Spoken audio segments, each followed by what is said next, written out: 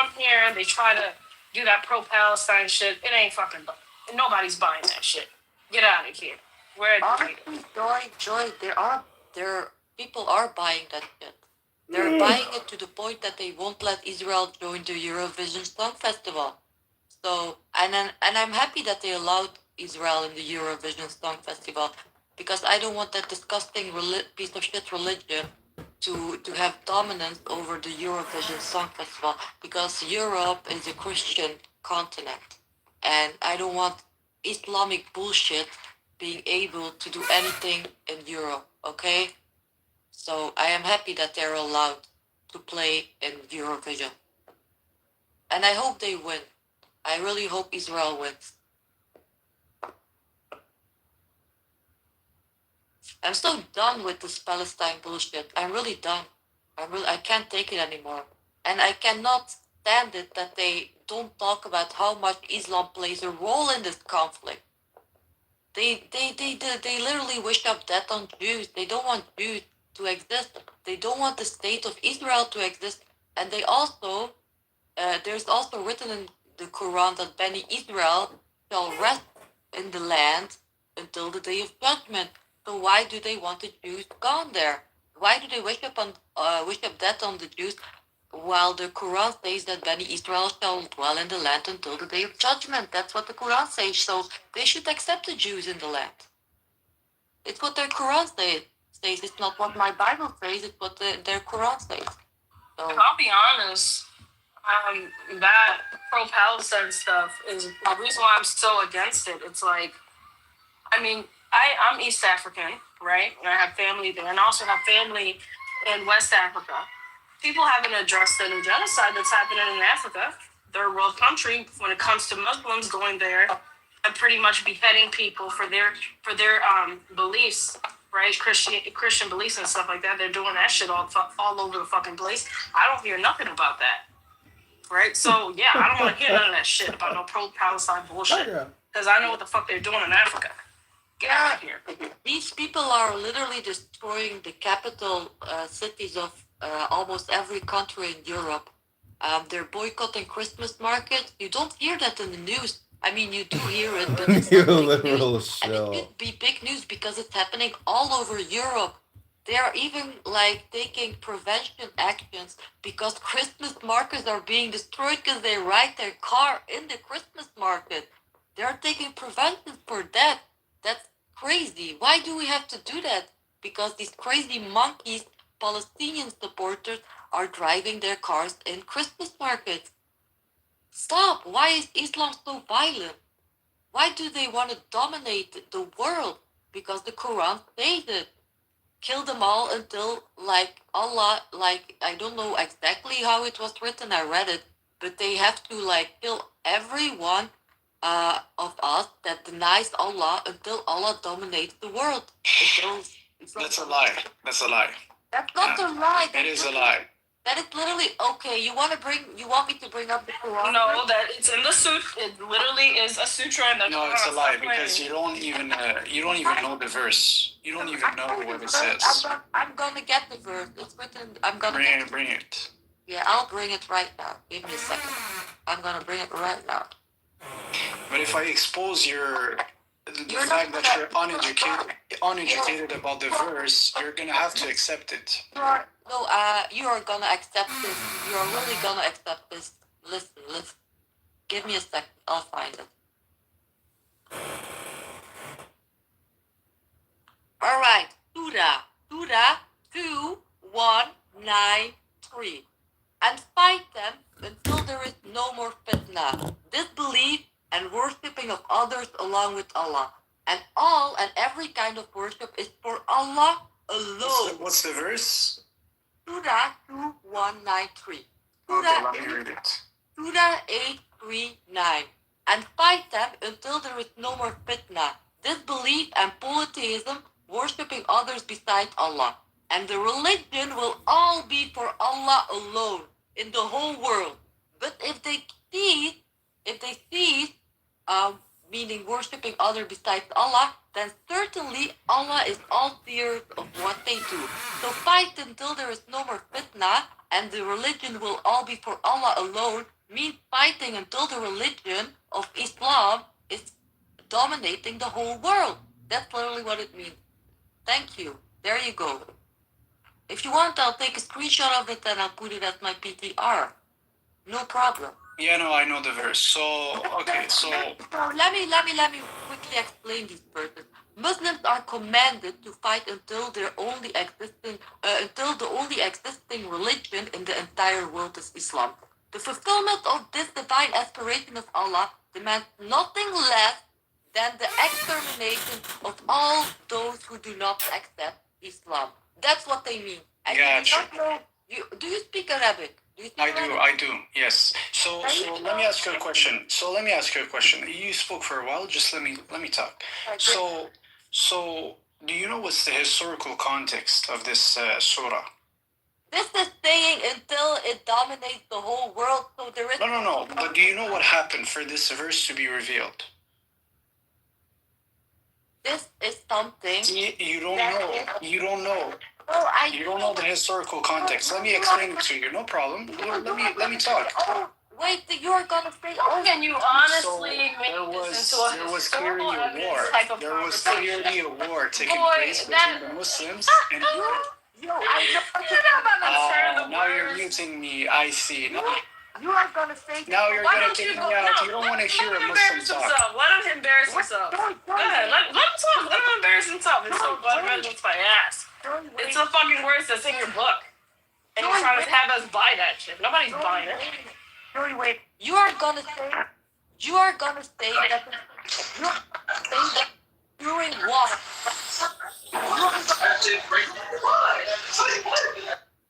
You are gonna bring up the war, right? That's what you're gonna bring up. I've heard that excuse. Sorry, that is not gonna work on me. I know you're gonna say it's war, right? This is not about the war alone anymore. This is literally saying until Islam dominates the whole world. And that's also after this war ends, because Islam is still not dominating the whole world right now. So this war is still going on. I don't know if you heard about the Muslim Brotherhood. You should go and read that document of the Muslim Brotherhood. I don't know when they wrote it, maybe in the 60s. I don't remember really well. But go and read the Muslim Brotherhood plan. They are literally using these verses to use them to make Islam dominate the whole world until today. They are invading countries, so as usually Islam doesn't come from outside. Islam comes from the inside and invades. That's how they work. That's how Islam works. It invades and nobody suspects the thing until it's too late. That's how they work. Saddled with tax burdens which are 3.7 times higher than before the war.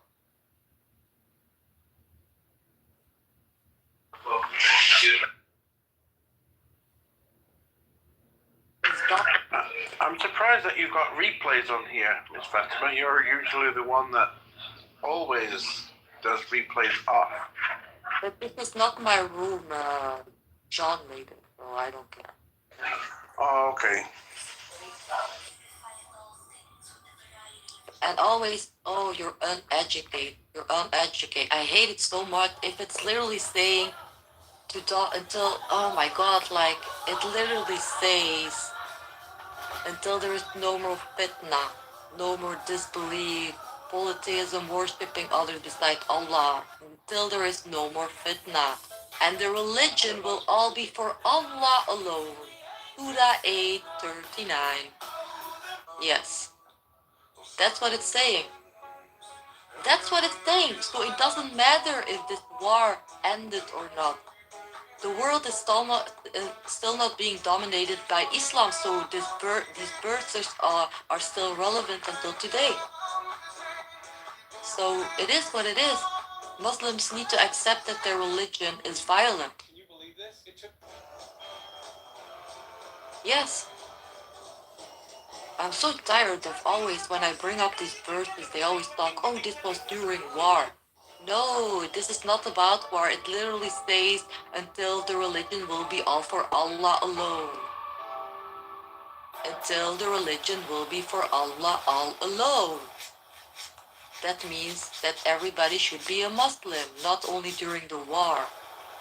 It means everybody must be a Muslim in the whole wide world, maybe universe. Islam would even make aliens Muslim if they visited the earth. Yeah. I would rather die than become a Muslim. Listen to this. Surah 2:30. So if a husband divorces his wife, this is the most ridiculous surah in the whole Quran. Surah 2:30. So if a husband divorces his wife, he cannot, after that, remarry her until after she has married another husband and he has divorced her. In that case, there is no blame on either of them if they reunite. So what this verse says, so That's fornication. when a husband divorces his wife, right, he cannot remarry her until he marries another man first, and then she has to unmarry that man, and then she can remarry her first husband first. That means this woman has to have sex with the new man, marry that man, have sex, and then unmarry him to go back to her old husband. That's what that verse means. That's the Quranic verse. This is not a hadith. This is the Quranic verse. I'm not even talking about the hadith right now, because the hadith are a lot worse. A lot worse. A lot worse. Most Muslims say they're Sunnis, right? Sunnah and hadith are not what you think they are. They are not the good hadith at all. They're ridiculous. They're dangerous. They're hating on women in so many ways. I said this before, but woman converting to Islam is like a black person converting to slavery. A woman converting to Islam is stupid. She does not know what that religion stands for. It's just like I read this verse about a man divorcing his wife. He cannot marry her until she marries another man, has sex with him, divorces him, and then she can marry her old husband again. What woman wants to read that? What woman wants to accept this kind of bullshit? How can you, as a woman, how can you accept that? That's disgusting. I really don't understand. I think you're disgusting, Fatima. You're a liar. You're disgusting. Don't talk shit about Islam. I am not lying. I just read the verses from You're this. lying. You're a liar. But It's how ugly. how I've can heard so much. how I've can heard so much from you, Fatima, about Islam. how can I lie? How can I lie when I proved it with surahs from your? We read out of the Quran. We're not talking shit about Islam. How are we lying when we're telling you exactly what's coming out of your book? What Quran did he say? What Quran? Why don't you mention it again, Fatima? Sutra what? What do you mean, what Quran? I thought there was only one Quran. I thought the word of Allah was original. Every Quran is the same, right? No? So, what do you mean, what Quran? You always like to say there are different kind of Bibles. Are there different kind of Quran? Is that what you're implying? Oh, a new Islamic dilemma. A new Islamic dilemma, right there. I know what I read. This is not a misinterpretation. If you want me to read it again, I'll happily do it, little Muslims, little dumb Muslims. I'll happily do it. You, and if you want, I can even bring up some hadiths. Do you know hadith? Sahih hadith, because except for Sahih hadith, you like to say everything else is weak, right? So I have some beautiful Sahih hadiths as well.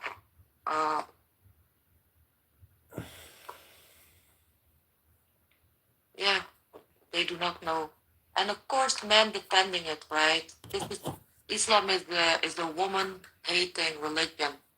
So men defending it, I don't care so much. Man, it's literally made for men, but a woman defending it, that's crazy. That's crazy. So,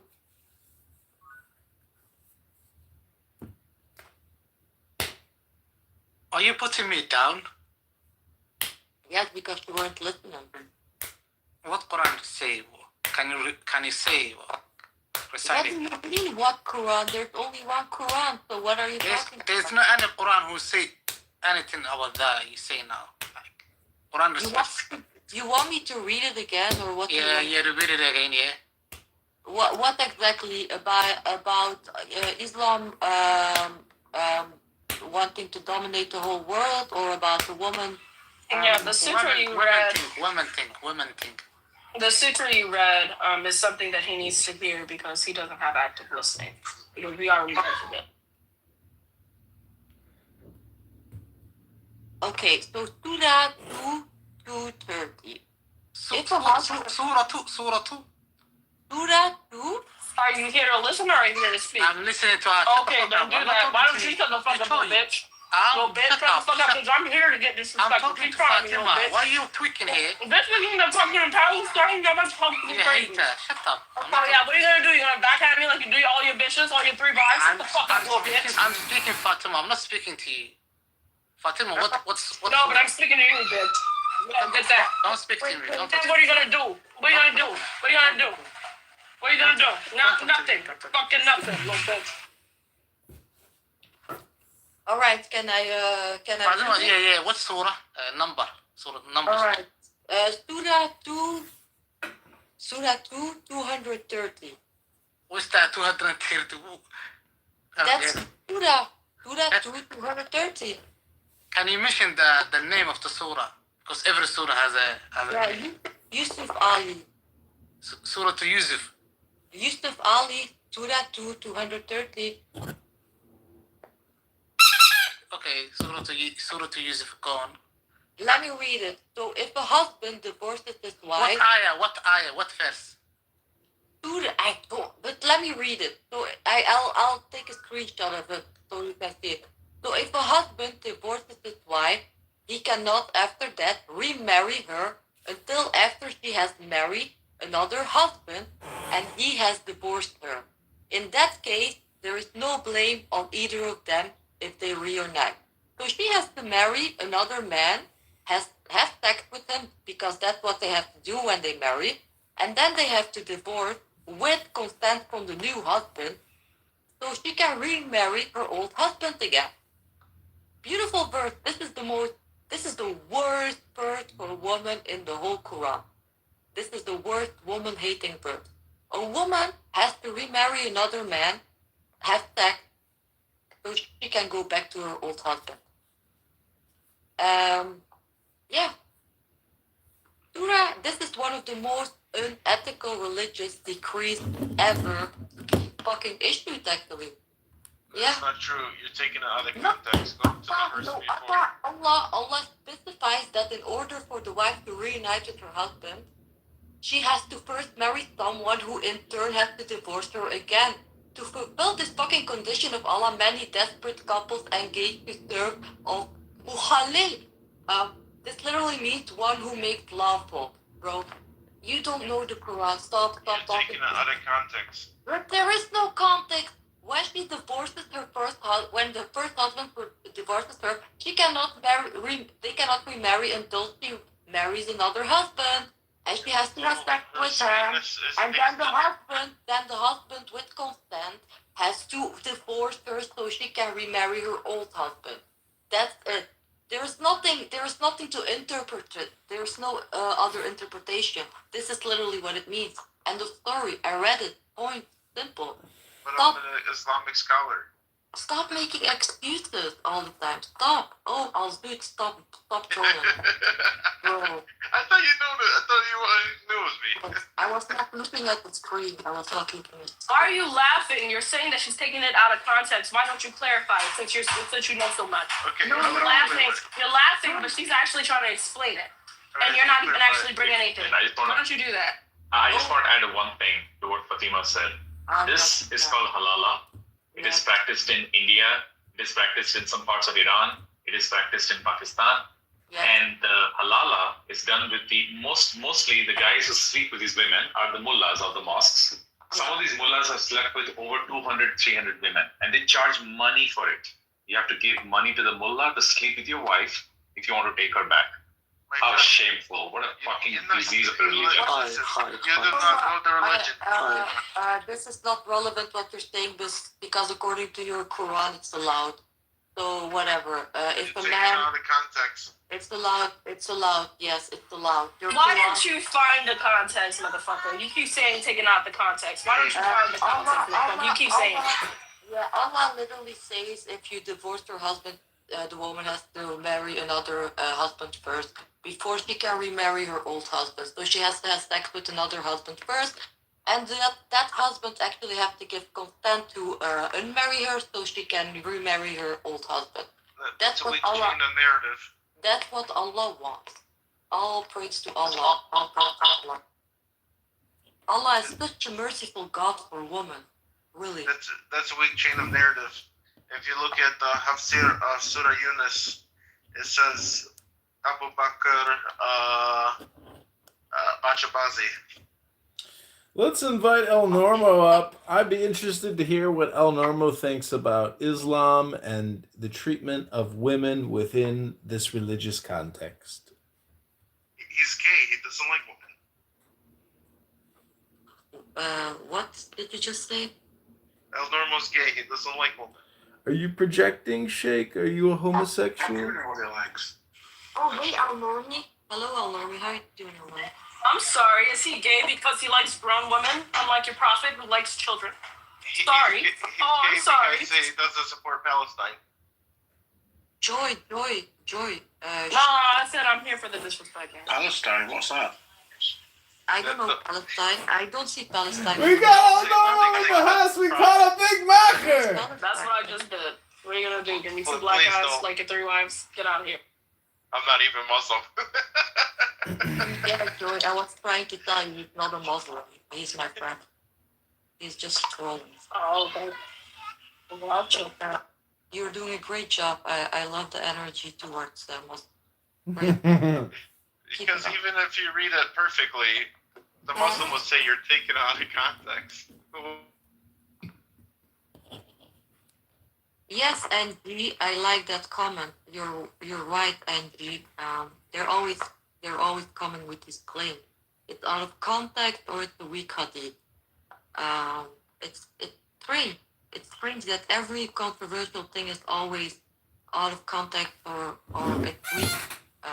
Very strange, right? Christians, the laws of Moses, right? There are some horrible laws, right? But we as Christians, we own these laws. These laws were given to the Israelites, right? I mean, yeah.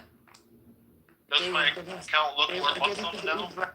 These were not laws for the whole humanity. But we own these laws. Yeah, there were horrible laws given to the Israelites. Yes, that's true. We own that shit. Muslims, they don't own that shit. The only thing they can say, out of context, weak hadith. We don't accept that. Oh, we only accept Sahih hadith. I can give you 10 beautiful Sahih hadiths. Very beautiful. Yeah. Do I look more Muslim now on my account? You do look like a Muslim, bro, with that motherfucker. It's a Sam Shamoon also. It makes it better. Don't press on it. I'm there less curious why you have Sam Shamoon on your PTR. You want to hear a Sahih hadith how Muslims will receive in their place a Christian or a Jew that will go to hell for them, so they can go to heaven? I can read it right now. So Sahih Muslim 2767. There would come people amongst the Muslims on the day of resurrection with as heavy sins as a mountain, and Allah would forgive them, and He would place in their stead the Jew and the Christians. Abu Raub said, I do not know. Oh, never mind, that doesn't matter. And I have 3 verses that say that. Sahih Muslim 2767a. When it will be the day of resurrection, Allah would deliver to every Muslim, a Jew or a Christian, and say, that is your rescue from hellfire. The third one, Sahih Muslim 2767b. No Muslim would die, but Allah would admit in his stead a Jew or a Christian in hellfire. Beautiful, right? We are basically their Jesus. We are their savior. We will go to hell for them so they can go to heaven, even if their sins are as big as mountains. That's beautiful, right? We are their saviors. At least we're doing something good. They are doing nothing good for us. Yeah. They never did, they never will. Shabbat Shalom to all my Jewish, Muslim, and Christian friends. Shabbat Shalom. Here is a hadith about the Jews. God cursed the Jews. Fasts were declared unlawful for them, but they melted them and sold them. So God cursed the Jews. Allah cursed the Jews. Yes. God's messenger said, God cursed the Jews. So Allah cursed. Do you think we should care what other people's books say? Like, I don't go reading their books. I don't care. We should care because they obviously don't know what's written in their books. They don't know what they're following, and that's why they hate you so much. That's why they hate you, Al. They don't hate me. The Muslims I know love me, and I love them. I have no problem with Oh it. my God, you are ridiculous if you really think that Muslims can literally from their heart love you. Their Why book, not? because Love the book. they're literally like their prophet tells to curse you. Like, come on. Who is this prophet? I don't even know this guy. What do I care about this guy? They know we're the real deal. They know that we were here before them. They know that they copied their book from us. They think that we're the original, and this is why they want to get rid of us, because our existence is a contradiction of theirs.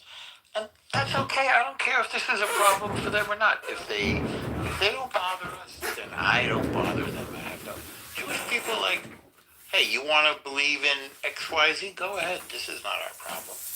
I don't care what they believe.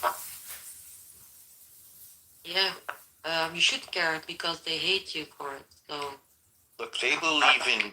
If they behave badly, then they get consequences for their bad behavior. If they behave nicely, they get consequences for their good behavior, like anybody else. Oh, listen to this, Sahih al-Bukhari 304. The prophet, right? Then he passed by the woman and said, "Oh, woman, give alms, as I have seen that the majority of women, the dwellers of hellfire, were you, woman." So the majority of dwellers of hellfire are women. So most women in hell, there will be mostly women. Yeah. Beautiful, right? What a beautiful religion for a woman. Love it. Oh, this one. Sahih al-Bukhari 5093. Allah's messenger said, evil omen is in the woman. Beautiful. Beautiful. Beautiful for a woman. The prophet said there is an evil omen in the woman. Beautiful. Yeah. So then you have Sunan Abi Dawud 2146. It says here, women have become emboldened toward their husband. He, the prophet, gave permission to beat them. Beautiful. Yes. Sunan Abi Dawud 2147. The prophet said, a man will not be asked as to why he beat his wife. So he can beat her whenever he wants. He don't have to justify it to anyone. Yeah. That's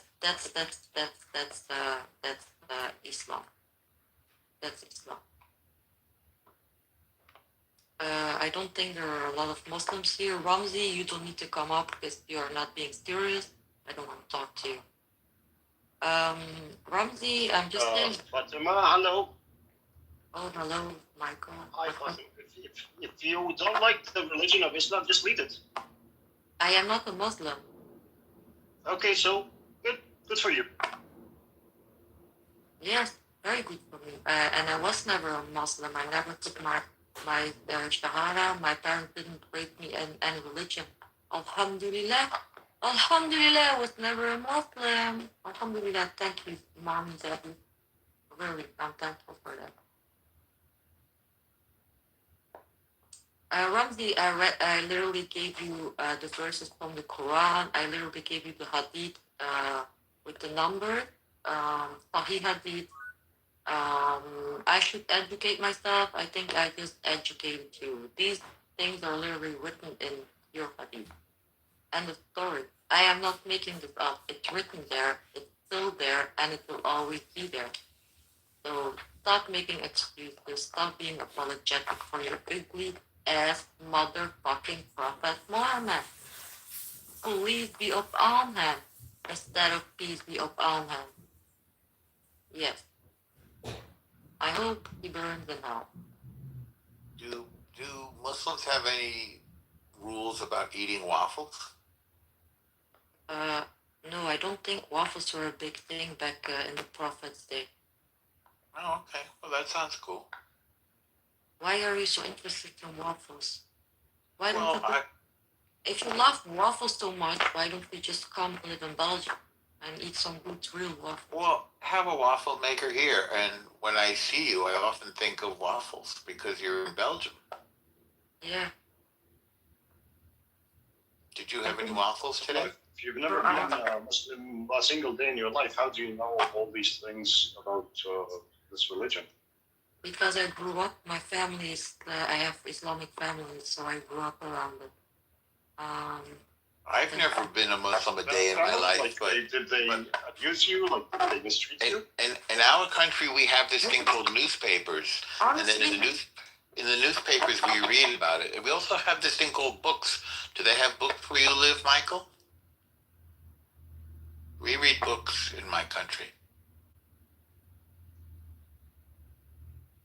Yes, so I was asking Fatima if her family was like abusive or mistreating her because of this. Yes, I was asking you if you have books in your country. Do you? No, they weren't, but they were not very happy with a name like me not being a Muslim. They were very shady towards me. So, Shady? yeah, they didn't mistreat me because I didn't let them mistreat me. Yeah.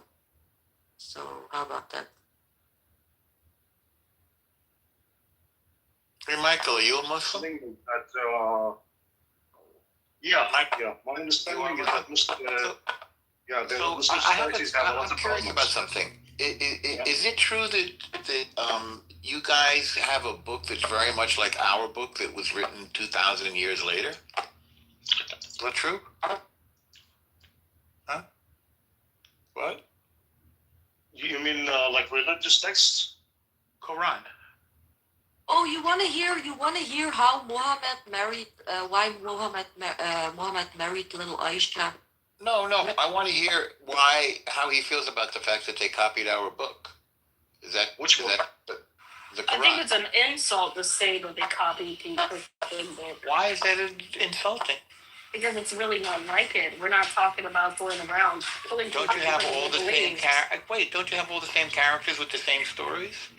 Like Moses and Jesus and what's it, Gabriel? Do you copy all the stuff from those other books? Isn't that true? Oh, me? The Christian text is older, so we wouldn't be copying anything. No, the Muslim text is the third. Islam is the third religion. Judaism, Christianity, and then Islam. And Islam copied the previous two religions. Isn't that true? Well, I hope so. I hope they copied them faithfully, but it seems this is not the case. It seems there has been a lot of So you said you hope that problems. they copied it? Yeah, they definitely copied it because you have the same characters in the same story. You have Abraham and Isaac and Jacob. But my understanding is that Muslims unfortunately haven't copied them faithfully. They have messed up with a lot of the characters, and they have misrepresented a lot of these characters. I didn't know that. So I hope they that Muslims have copied these books and lived by the books. If they're copying these books, why don't they just become a Jew or a Christian? Why do they have to invent the same thing, only, give it a different name? I don't get it. I don't get it too, because I see nothing wrong with Judaism or Christianity. I think these are great religions, and they should be copied to the letter. If you're copying it to the letter, then that makes you a Jew or a Christian. Fatima, I hope so. Better was it AI for religion than ChatGPT? I don't use ChatGPT. And I was gonna say something else. Um, wait, what was I gonna say? I forgot. You made me forgot. You made me forgot. You were saying that your parents were a little shady towards you because you weren't Muslim, but you just don't. No, really- my parents were not shady towards me. I meant my family, the side of my dad. Ove. Oy vey. It looks like Europe is having mixed feelings about some of the people there. I noticed that countries are saying, "Hey, these guys." Oh, you want to know something? Last Friday, right? The Christmas market opening. Pro-Palestine protesters couldn't help themselves in, so they protested at the Christmas market opening. And the same night, baby Jesus got stolen and his head got taken. His head got taken off. You said that the Muslims stole the head of baby Jesus? Yep, and they beheaded him. Wait a second. The Muslims killed Jesus? Yeah, the baby stall of Jesus. The bird stall. They took the baby Jesus out and they beheaded him.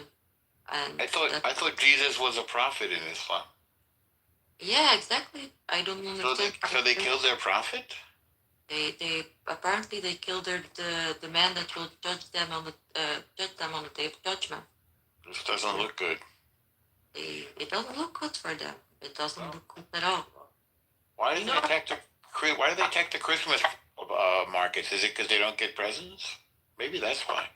Yeah, they're probably jealous. I don't know.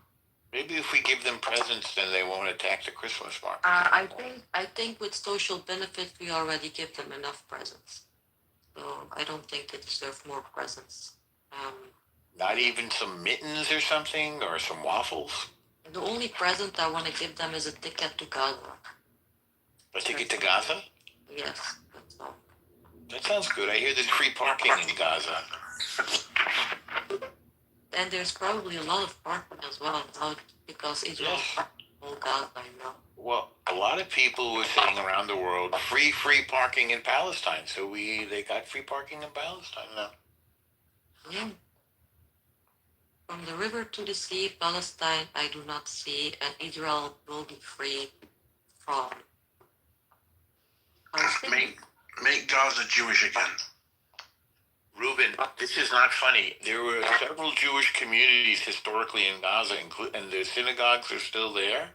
It was a big port. I don't think it's reasonable for those communities to be erased. I think they should be restored, Reuben. I'm not kidding about this at all. This should be part of President Trump's 20-point plan that the Jewish communities be restored to Gaza. Otherwise, it's racist. Yeah, I didn't make that up myself. In Jerusalem, there's a lot of flags, like make America great again, but it's make Gaza Jewish again. It's hard to pronounce, though. That would be like Magajiza.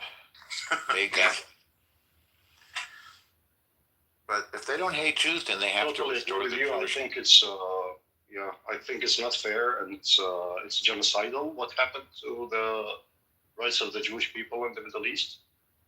My understanding is there has been a lot of, at least, cultural genocide of the heritage of the Jewish people all over the Middle East, and I hope Jews, just like everyone else, have the freedom to live and work anywhere they want in this world. So I hope I agree with that. I agree with that. Maybe we should tell the United Nations.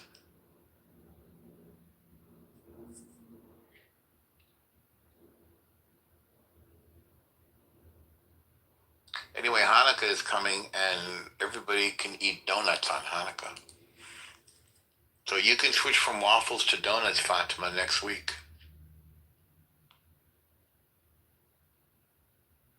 Oh shit, sorry, my mic was up. Sorry, say that again. You can switch from waffles to donuts next week because it's going to be Hanukkah. Oh, I don't laugh. Yeah, I actually, no. I need to stop eating donuts, bro. I'm eating donuts. You should enjoy. You can have one once in a while. Here, I'll sing you a little song. Put on your yarmulke. It's time for Hanukkah. Make a gin and vodka and smoke some marijuana. You want to hear this hadith that Allah like killed dog? Is there a hadith about Hanukkah? I don't think there are any Hanukkah hadith in Islam. Yeah. There's no Hanukkah in Islam? I read it quickly. Sahih Muslim 1570. So Allah's messenger is giving commands for killing dog in Sahih Muslim 1578. Yeah. So yeah. So Sunnah Abi Dawood 2846, the Prophet of Allah ordered to kill dog. And we were killing a dog, blah blah blah. It's not important. He ordered to kill fucking dog. So nice. Allah loves dogs. Beautiful. How can you be apologetic for this? Like, don't understand. Oh, you want to know something? I'm not going to read like the hadith numbers. I just know it by head, or I'm too lazy. So there is a hadith that says that the ringing, that the bell is the instrument of Satan, right? The bell is the instrument of Satan. In another hadith, someone asked the Prophet, how does the revelation come to you? And Muhammad says, oh, it comes to me like the ringing of a bell. So he's basically saying that the bell is the instrument of Satan, and the revelation comes to him as a ringing of a bell. So basically, Satan is giving him revelation. That's what he's applying. Beautiful. So the bell is the instrument of Satan, and Muhammad gets his revelations as the ringing of a bell. So he gets them from Satan, basically. Beautiful, beautiful.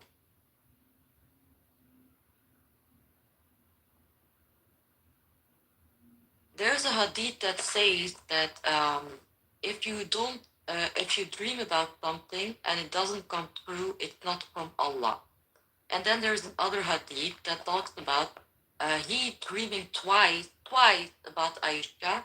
The second time, Muhammad decides to make this dream come true himself and marries Aisha. So the first time, the dream of Aisha didn't come true, meaning it doesn't come from Allah. So he's fantasizing a second time about Aisha, and then he decides to make the dream come true himself. So Muhammad doesn't bend for Allah, Allah bent for Muhammad. Basically, every time he wants something, he takes out of his back pocket, and he reaches out to his back pocket, and he takes out a revelation that suits him. Every fucking time Prophet Muhammad does this. Every fucking time. Every fucking time. Crazy how he married Aisha. He had to dream twice about her before he decided himself to marry her. Because a little girl is not gonna come up to him and say, hey, old man, I wanna marry you. A little girl's not gonna do that. So he made that decision to marry little Aisha. So the dream did not come true itself. He made the dream come true after a second time dreaming about it. While he says in the hadith, if a dream doesn't come true the first time, it's not from Allah. So actually, maybe that was our God saying, oh, marrying a 6-year-old is not okay. That's why the dream didn't come true the first time. But he was actually just fantasizing about little Aisha. And he said, oh, the second time he was fantasizing, dreaming about her, it must be from Allah. So he decided to marry her himself. Because a little girl is not going to decide to marry a fucking old man. That's how he married little Aisha. One-time dream, not come true, not from Allah. Second time he dreamed, he made it come true himself. So that's the story of how Muhammad married Aisha. He dreamed about a little girl, perversion, pedophilia, dreaming about a little girl and then deciding to marry her. That's pedophilia, literally. You're taking it out of context. Yeah, I am taking that out of context. I'm taking it way out of context. What is the context in this case? I don't know, you tell me. From my understanding, we take the hadith of Aisha as hadith of Aisha, means Aisha's opinion, which, as you know, is not taken seriously by Muslim jurisprudence. They don't take her seriously. Like, for example, she has these hadiths about breastfeeding adults, and this is not taken seriously. The Prophet left little Aisha literally in the middle of the desert to go to another woman. He left Aisha and one of his followers had to take her back. Like, bro, he had to marry about her 2 times and then he decided to marry her. Because the first time it didn't come true, which means it's not from Allah. So if the first time a dream doesn't come true, it means it's not from Allah. He dreams the second time about her, he makes it come true. So that's literally him fantasizing 2 times about a little girl. He's a pedophile. Who narrated that he fantasized about this girl? Give me a second. I'll get it in a minute. Wait, give me a second. I have it. Oh, it's actually narrated by Aisha herself. Sahih al-Bukhari. Exactly. Yeah. There you go. Yeah, it's narrated by. So you're taking your religion from Aisha. Of course, you have to deny this kind of religion. It's a horrible religion. No, this is a Sahih Hadith. Sahih Hadith. Of course, it's Sahih. It's Sahih. Yes, Aisha was reported to have said that. Yes. Yes, it's Sahih al-Bukhari 3895. So shame was on who? Shame was on what? What do you mean shame was on who? There is a woman claiming that the representation of God was fantasizing about her. Yes. Okay. The Prophet said to her that the Prophet told her this. No, she is saying, she claimed that the Prophet told her. That's the narrative. That's a correct Sahih narrative. Oh, so you're gonna say this is a weak hadith, right? All right. No, it's not weak, it's Sahih. It's accurate. She was accurately I reported as saying that. I said, how do you know that God doesn't exist? And in another This is the judgment I'd like you against to her. respond to This is this. what's a I burden said, how do you know on that her God to doesn't exist? He said the same Yeah. way that you know God Yeah, does. you think chose to that be that's right. right? You wanna explain what I meant by that or no? Did you ever talk to Nathaniel? Actually, it's only fair that he gets to explain what he means. Yeah, Maybe this there is is really spastic, Do you think dude. that that's a How many little Debbie's is this? Well, prima facie, no, but like he claims to have an interpretation, so let's hear him out. That's feces, isn't it? That's defecation. Prima facie, it is feces. That's Yeah. right. Fussy That's feces. right. But wait. But he gets a chance to like explain what he means, right? Like maybe it does make sense. I don't know. Yeah, it makes sense because I would guess that subjectively speaking, as a human being with sense perception and an overlapping reality that we share, like I could get on a plane and fly to your town and have lunch with you, right? So we share a reality. In that reality, you had an experience that led you to believe that it was a God experience, and that's your experience. Well, in my experience, I have the absence of that same feeling as you. So I don't know that a God doesn't exist, but I believe that one doesn't exist. Does that make sense to you, Andrew? You don't have to ask me, buddy. I want Deepak. I don't need to ask you if it makes sense to you. Okay, I'll ask Deepak. Deepak, do you think that makes sense to Andrew? Well, the question isn't whether that makes sense. I mean, that sort of makes sense, but the question is whether that's a reasonable interpretation of like what you said, right? Which is the same way that you know that God exists, I know that He doesn't exist. I mean, I don't think that's. Yeah, and I can reasonable. rescind that. I don't even need to focus on that like Andrew. Yeah, so you have said something. I could even take that back. Okay, I misspoke. So you had said something controversial. Yeah, I could just say I misspoke. I'm so mad. You have said something Andrew, Yeah. dude, come on, man. Let's take Yeah. some breaths. Let's take some deep Yeah, breaths Go together. for me, Andrew. Look, as John Goodman said in The Big Lebowski, calmer than you are. Calmer than you are. I'm fine, brother. I'm just telling you that he said more retardation by saying, "Oh, I didn't say anything controversial. Did I say anything controversial?" No. You're gonna take. Look, I think there's a way. I interpreted what was going on a little differently. Right? When he said, "Well, the same way you know," I think that he had a plan to start mirroring whatever you say next, right? So that's what he meant. That's what he meant by that move of. No, that's not it. He didn't No, think you're wrong it about was. that. No, you're Mr. right, Chris. Whoever You're that right, is, and he didn't person. think it through. He's like, it's like. I think what you guys are doing is really going better instead of having a conversation. And I can just keep doing the same thing Andrew's doing. I'll just keep talking through people and just keep talking because I can keep coming up with sentences as well. Because I have a pretty broad articulation of facts and knowledge and understanding of ideas and things I've read. So I can just keep talking through people too, like Andrew. Yeah, let me. Hey, honey, I have Down syndrome and I want to talk to Andrew talking and Chrissy talking, Honey Badger. Sorry. Let me help. Like me to do that too? Or do you guys want to just keep doing that, man?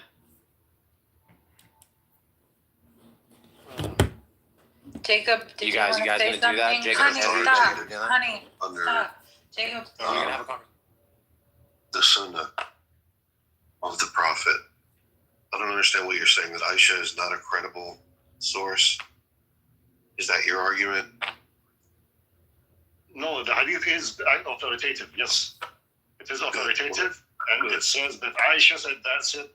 Aisha's imagination of Jesus, or the representation of Jesus, or the representation of God, or the representation of the divine, of truth, is this. Now, the question is to you.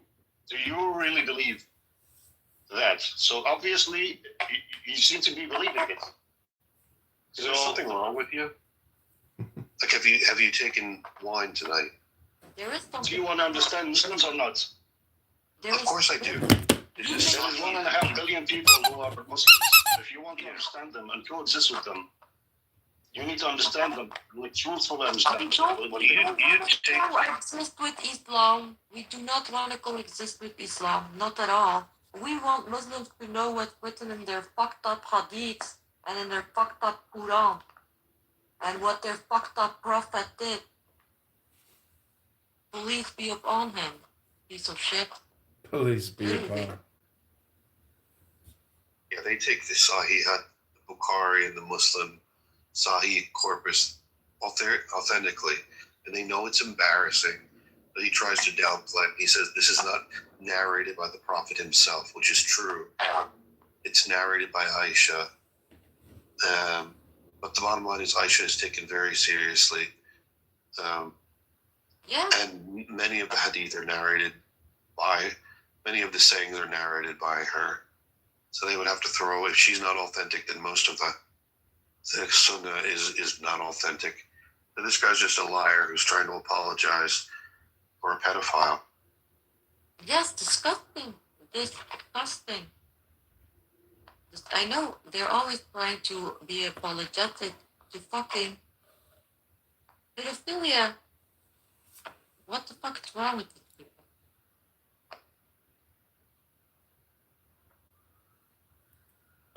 Yeah, the guy fucked a 9-year-old girl according to their own tradition. And we met and we become Islamophobic. Why?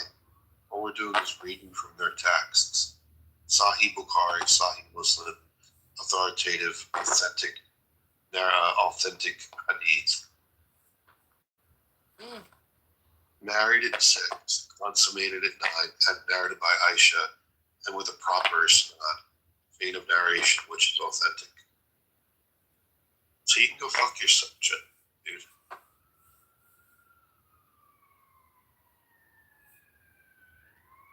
Yeah. They can all go fuck themselves.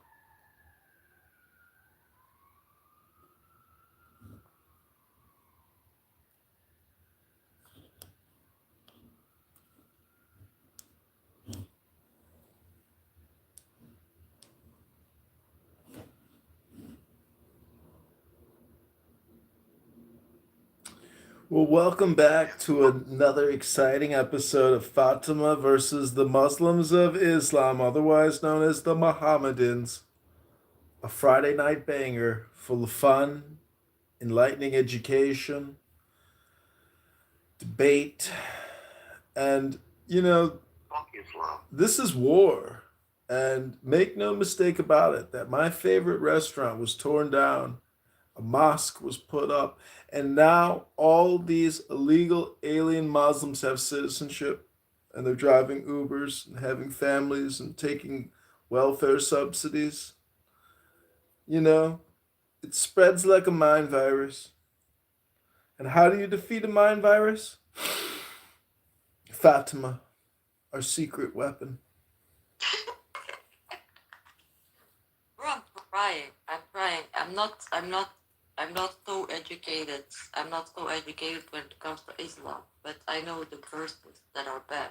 I know Well, El Normo and I also know some verses that are good. They come from a book from the Alter Rebbe known as the Tanya. El Normo and I are in a book club. AI, coming up on the 19th of this Hebrew month, they're celebrating the liberation of the Alter Rebbe, by the way. It's kind of the 19th of Tammuz. Snowman? It's a little bit of a The big deal. liberation I'm not of gonna lie. Snowman! I'm sorry, the 19th of Kislev. Did I say Tammuz? I'm sorry. And I heard a little talk on the liberation of the Alter Rebbe this evening. The author of the Tanya. The Russians jailed him for 52 days, and then they set him free. And the Chabad Lubavitch Jews celebrate that day of liberation for the Alter Rebbe. You know why it was 52 days and not 53 days? I'm sorry, you're right. He was 52 years old and he was in prison for 53 days. You're absolutely right. Hey, El Normie, welcome back. Where's your Clubhouse list? I thought you were a very important person. Say this again. Where's my Clubhouse what? Your Clubhouse list. I thought you were a VIP. My Clubhouse. Oh, you know what? It lapsed yesterday, and I'm trying to see. I find it fun, but I just want to see, do I really like it? I never use it. I never go anywhere anonymous, so I'm not sure what I need it for. Me neither. I don't use my What was that? What language is that?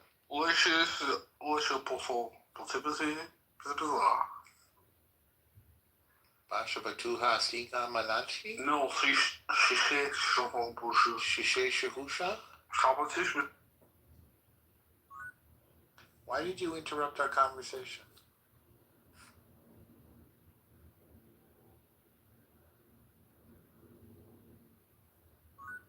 Yeah. I'm really happy I got to fight the Muslim. I didn't expect this turning of the night. I'm really happy. That's all because of AI, John, next to me, his meditation. He's very good. He's got a lot going on.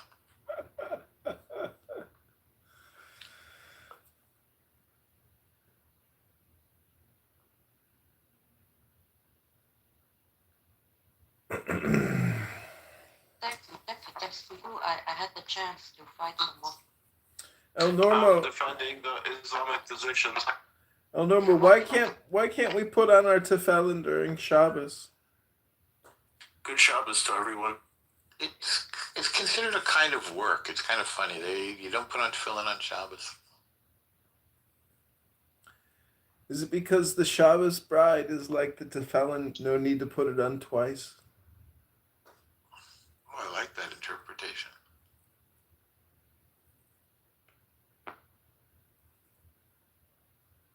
Welcome, Jim John. Who are you? Who are you, Jim? Okay, do you want to listen to South Indian? That's very difficult to understand what you're speaking. I just ask if you want to listen South Indian girl. Okay, thank you. I'll think about it. Tonight is language lab night. Yeah, apparently. What's wrong? Did people lose their language tonight? They're speaking in tongues. Right.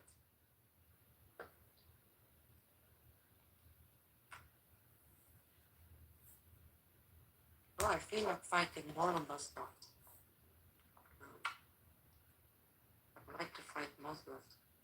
And I like the way that they always bring up the same fucking excuses. The same fucking excuses.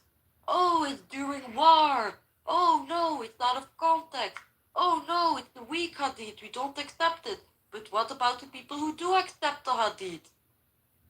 Oh yeah, we don't think about that, right? Oh shit. If these hadiths are all weak, then why are men in Islamic countries still marrying fucking minors? If they're so weak, right? Why is this still happening in Islamic countries in masses? If they're so weak. If these hadiths are so weak about beating your wife, why are women in Islamic countries being beaten? Why? And being raped? Why, if these hadiths are so weak? Why, if these hadiths are so weak, why are women in Islamic countries still being stoned today in mass? Why?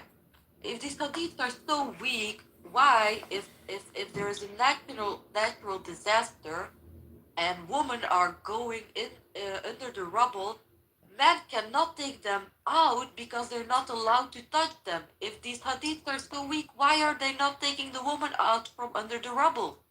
If these hadiths are also weak, why is this happening? Because these hadiths are not that weak, apparently. You know, They're apparently wrong enough. Fatima, I saw a news article about female mummies in Egypt, and it turns out that female mummies versus male mummies were mummified differently because the families wouldn't bring the women to the mortuary because they were concerned about necrophiliacs. So they would wait a couple extra days to mummify the body, and therefore, not a lot of female mummies exist because they entered into a more rapid state of decay. So I'm just saying there's different norms. You know, El Normo, the normative is, the joy of the world. So El Normo has the solution and he understands the problem. Wow, is that true, Mama? Put on your yarmulke. It's almost time for Hanukkah.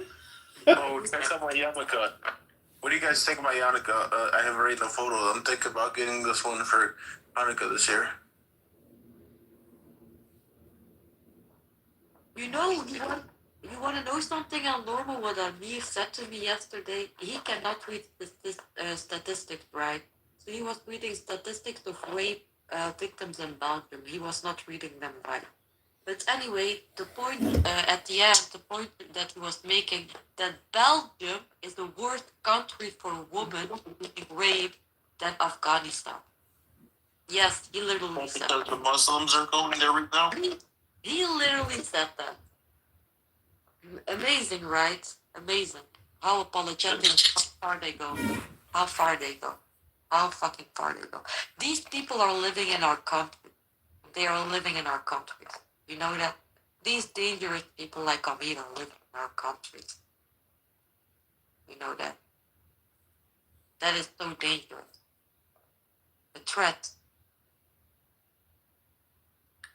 I think we should make Amir speak Walloon. Do you guys think this yarmulke is kosher for Hanukkah? Yarmulkes are neither kosher nor non-kosher or treif. Is this a good one? Or a good color combo? Shekels are not kosher either. I think you don't understand Judaism. Yeah, well, it's my first time, you know. Why is today your first time? Well, first time getting a yarmulke. Why are you buying a yarmulke? For Hanukkah. Why would you buy a yarmulke for Hanukkah if you're not a Jew? I want to be more observant. But you're not a Jew. I am a Jew. You couldn't possibly be a Jew. No Jew would ever call shekels kosher. I'm a Messianic Jew. I'm just getting back into the faith. No, you're not a Jew. You're not giving anything. Just be who you are, Sheikh. Be comfortable with who you are. Don't be ashamed of yourself. Be proud. Thank you.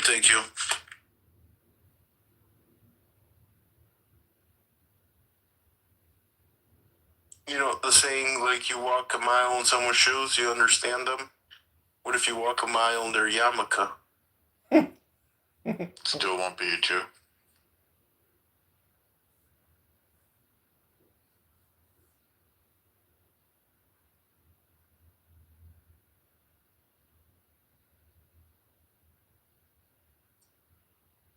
Oh, Fatima, or Fatima, did you see the AI? What AI? The one I sent you in the messenger. It's a great tool. Yeah, but honestly, I don't prepare to use much of AI. What about it? What is it? Oh, this is from Rabbi. Little Rabbi? Yep, it's a prototype. You're about to release it to the public. Ask first, so I have to ask something and it will give me a question. An answer. Yeah, yes, ask any question. Is Rabbi an idiot? Who's Rabbi? Why are non-Jews obsessed with Jews, Shay? Oh my God, listen what it answered. I said, is Rabbi an idiot? Listen to me, my friend. Is Rabbi an idiot? Question mark. Oy vey, the margin. You want, and I should tell you. The only idiot is the shlamim who don't understand that a tassel on a yarmulke is worth more 100 MBAs. If you can sell the idea of PT, so pay the dues. Get the tax break. Is that an idiot? Never. What the Ask it any question. It's really good. What the crap? How did he make that? It's really good, isn't it? Yeah, it's funny. Doesn't make any sense. Shay, why are non-Jews obsessed with Jews, Shay? Tell us. It's about to be Hanukkah. Did you look at the calendar? Why are non-Jews obsessed with Jews? Well, look at the calendar. Ovey. Look at the calendar. What does that mean, what you just said? Couldn't you please look at the calendar? I don't need to look at the calendar. Why are non-Jews obsessed with Jews? Shay. Because they're an ally of the United States. So what does that have to do with you? Well, I'm an American, and Israel is an ally to America. So Israel is a country. Yo, which one of you monkeys let me down, bro? Like, I don't get it. And I feel like it's kind of rude. You should put a suggestion in the suggestion box. Tell them tell your real feelings. Dang, I just got deja vu. It's crazy. Again? Yeah, again.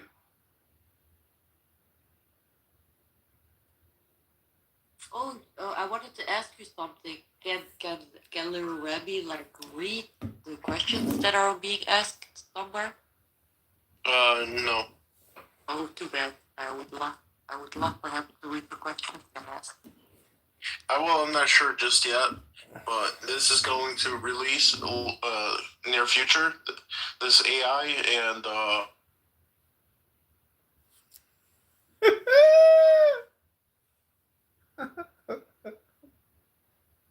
Who put that down? Did he really make that? Yeah, somebody got mad at me. I don't know who, but we're gonna IPO it. Who does that? Come on. He's gonna IPO it. He's my friend. He's a little annoying. I'm sorry. But I wasn't even talking to Norbo. I don't know why he's mad. I'm not mad at all. I'm sorry, Sheikh, but my AI is going off, and it keeps. Unfortunately, it's fully automated, and it just keeps kicking you to the audience. I can't help it because I've set up my AI in a way that's fully automated. Welcome back to the room, everybody. This is Fatima versus the Muslims of Islam, otherwise known as Mohammedans. These are people involved in an organization known as the Mohammedans. And Fatima has graciously, like Joan of Arc, picked up a flaming sword of truth and power and vengeance. And Fatima has declared war on the Muslims. Yes, I have. Guys, let's give her a round of applause, please. Give her a round of applause.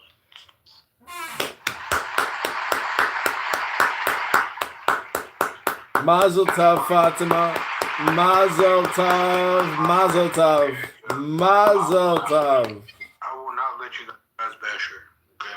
Please don't. Mazel tov, everybody.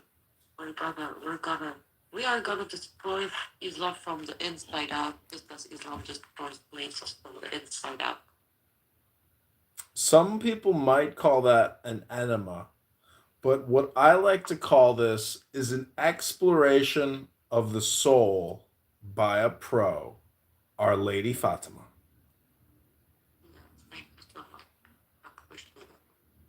So we have to use the same tactic that Islam uses, right? So Islam invades from the inside out. So we need to invade Islam from the inside out.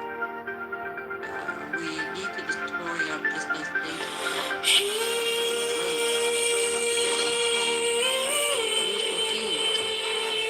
use their own weapons against us. In the dark, it starts so small. Hey, welcome, Dean. You're a Muslim, right? Is there something you want to share? Say, you want to talk about women being obligated to he left. He can't take it, Fatima. He's intimidated by your beauty, your grace, your intelligence, and the lively debate that you can offer these individuals who clearly have not just a lack of education and intelligence, but an emotional disequilibrium that they can't seem to fix. Well, according to them, I like education. I don't know which one is right. They are. I just asked AI what is better, $1 or 2 shekels, and it said the dollar is better because you can put that in the Cayman Islands. Oh shit! Now we know that. Thank you. Sheikh, I got a question for you. Do you floss?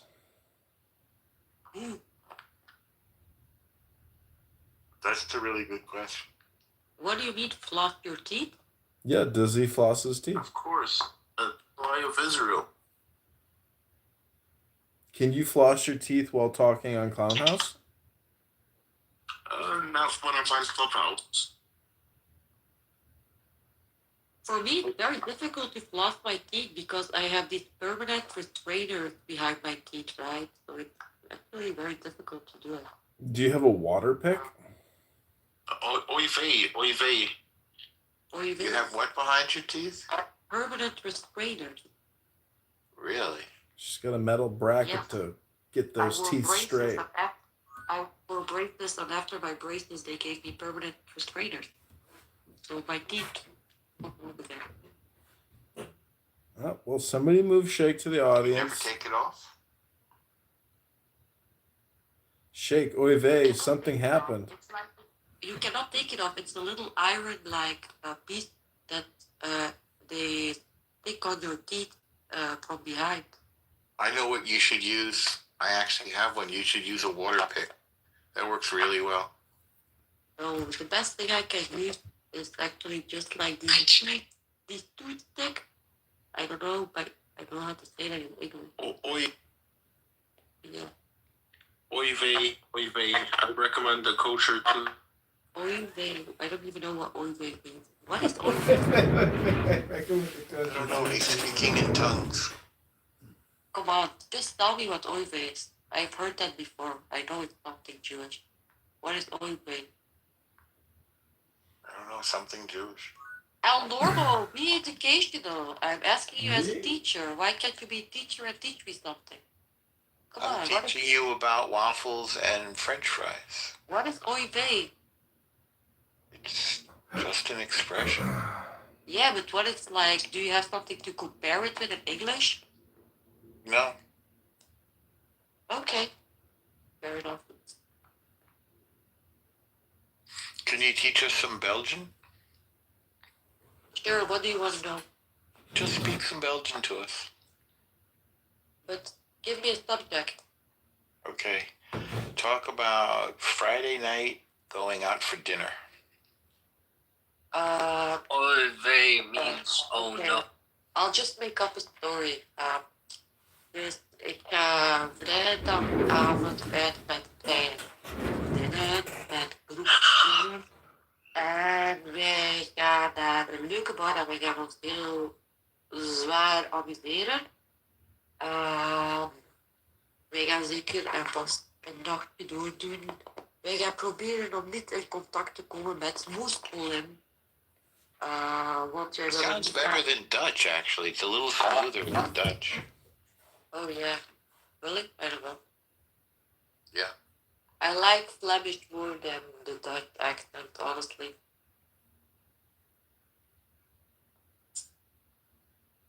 Dutch people are like very loud, honestly.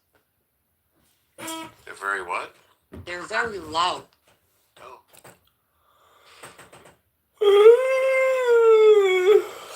And like they have like no shame like at all. Dutch people. They really have no shame. They don't care. Which is a good thing. I like that. Mentality. No shame about what? Nothing. Like they don't. For example, there are like people that don't use things to cover their windows so you can look inside their houses. They don't care. Well, presumably they keep their clothes on. I don't know. Who knows? I don't live there. But that's the thing there. I think that was a Christian custom to show that they had nothing to hide. That's what I read. Yeah, really, I don't know. Why do you even read about that? Why are you so interested in the Dutch culture and the Belgian culture? I'm interested in everything. Are you coming here? Do you want to live here? Do you think there are hot men here in Belgium that you can date? You want me to date a hot man? Oh my god, how normal. My brother is gay and he just broke up with his boyfriend. He's single. You want him? You want me to fix him? I prefer the ladies. He's 38. Oh, I thought someone said you were gay. I think they did, but I think that's because he was interested in me and he had wishful thinking. Sorry, I thought you don't have to apologize. It's not a big deal. It's just that I like the ladies, that's all. Oh, sorry, but my brother did really break up with his... Why did he break up? I think there is a new man in the game. Not for my brother, but for his, his ex. It seems to me that gay men like to have lots of different partners, it seems. No, they don't. They have been together since they were 17 and they're literally 39 right now. You know how long that is? They were each other's first love. Well, why would you break up then? I have no idea. They're crazy. They sold their house. They bought a new apartment like 4 months ago. And now they're breaking up and my brother is moving. Why did they buy the apartment? And apparently they already broke up before summer. So why buy a new apartment and move in together if you broke up with each other already? I think they'll still stay friends. Oh yeah, they're still friends. They're going out together. But I don't know. Gay people are a different thing. Different thing? Yeah, they're a different thing. Because they're close to their exes because they become like family. Yeah. It's just a different trip. I'm not saying that it's a bad thing, but it's different than heterosexual, you know? Yeah, when we break up, we hate each other. I think that's healthier. No, I don't hate my exes. You have a lot of them? No, I have 2. I don't hate them. 2 is a good number. Yeah. The first one was an Arab. Of course, we don't talk anymore. The second one was a Jew. The second what? Was a Jew. You kidding me? Yeah, from Israel. What's next, a Christian? Well, I would prefer that, honestly. All right. But I honestly don't really... I don't want, like, someone with no values, you know, and morals, so, obviously. So, obviously not a Muslim, not a Muslim. No Muslim. Find a nice guy by Christmas. That's my assignment to you. Christmas, excuse me, that's in 2 weeks already. Yeah, so get busy. I haven't had a relationship since 2019. Get to work. No, I don't want to. I'm not lonely. I don't care. And if I listen to my friends, it's always problems anyway. Do you have a dog or a cat? You have a dog. I have a dog. Yes, a little dog. All right, so you have the love that you need. Oh yeah, I give her more love than she gives me love. But okay. It sounds like you'd prefer to have a dog than be with a Muslim. 100%. Yeah, of course. Yo, John, can you bring my friend up? Come on, bring him up. Aren't you a mod? Can't you bring people up? I can't bring my friend Shaker up. Come on, bring him up. Oh, he's been brought up and down too many times. I can't do it myself. Well, let's see. Yep. Sorry, Shake. You're gonna have to find it. Oh, I think we got him. But he might get put back down. Let's see how long he lasts. Normal, please hold yourself. Come on. Why are you blaming the Jew all the time? I thought you said it was you. No, I said it wasn't me. Doctor, AI said that he had his thing was programmed to send down people when they got annoying. It's AI. We can't control it. Islam because it's not a religion, but actually it's not a religion. It's more an ideology, and it's a man-made ideology that hates women. Women have to cover so they don't get assaulted or raped by men. Why should women cover themselves completely in a mailbox for these disgusting dogs of men to not rape them or assault them? That's crazy.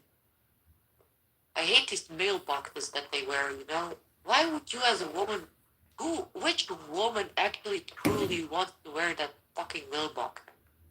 Which woman truly wants to wear that? Come on. You call it a mailbox? I call it a fucking mailbox, yes. I call it a fucking mailbox. That's what it is, a mailbox. A woman, what? I am a woman, right? El Normo, how do you think Fatima can find more peace in her life? I'm actually pretty at peace, you know?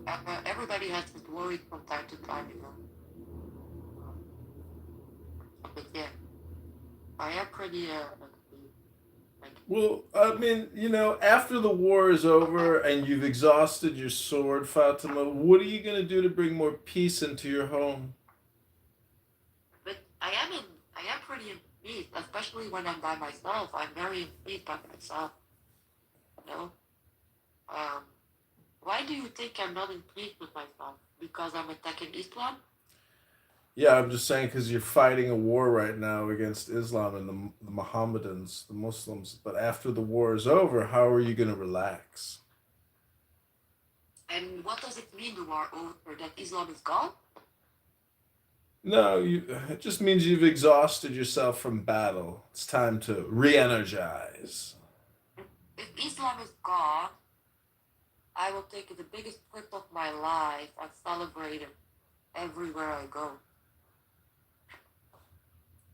We have a poll, please. Please vote. I voted.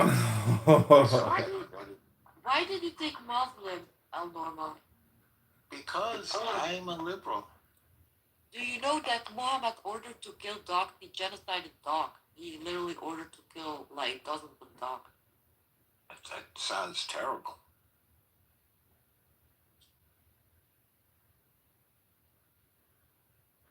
I even believe that. I even believed in. This is a conspiracy, right? I even believe that Islam is created. I don't even believe that Muhammad really existed, right?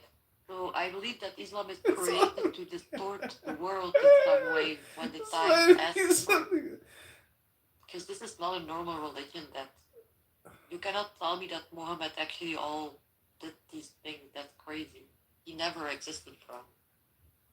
I don't know. I always thought Islam was as good as any other religion. Well, you thought wrong, Normie. Well, you know more than I do. I'm a newcomer at this. I don't think you're a newcomer. I think Especially, I think you. I almost used this app for 1 year, right? And I've been in a lot of rooms, and I can know that you using this app longer than me. You have a lot more information than me. So stop saying that you don't know anything about it. I didn't say I don't know anything. I just said you know more. I dated a Muslim woman in Paris, and she was nice. But listen to me. If you're not a terrorist, you're not a Muslim, right? Okay. That's all. You're not a real Muslim if you're not a terrorist. And if you're a Muslim and not a terrorist, then you're not a Muslim. The end of story. Because Islam promotes terrorism. So the only thing you can be as a Muslim is a terrorist. And if you're not a terrorist, you're not a Muslim. If you're a terrorist, you're a Muslim. Don't you think that's a little bit extreme? Yeah, as extreme as being a terrorist, yes. I think you could be a little more generous to the Muslims. I am generous to the Muslims. It's not that I'm gonna attack them on the street like they do to other people.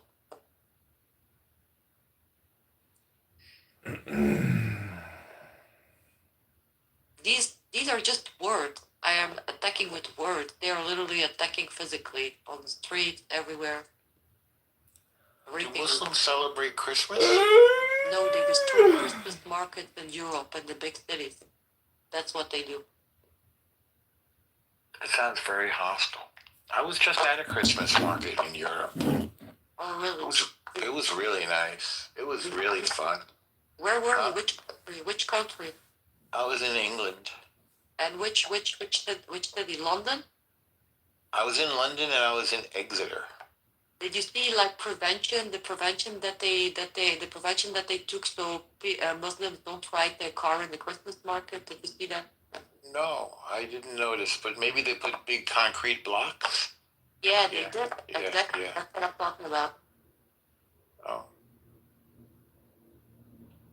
You see how we Europeans have to adjust to these radical, fucking degenerate dogs?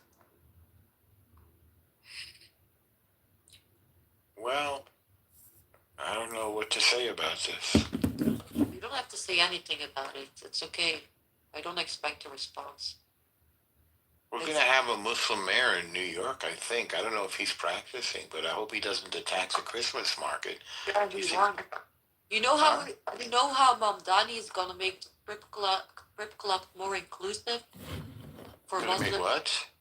You know how Mamdani is gonna make the strip club in New York more inclusive? No, how's he gonna do that? He's gonna put goats in them. Oh wow. That sounds wild. Yep. So it's more inclusive for Muslims. I heard he's gonna give $65 million, he said, for transgender stuff. Oh, really?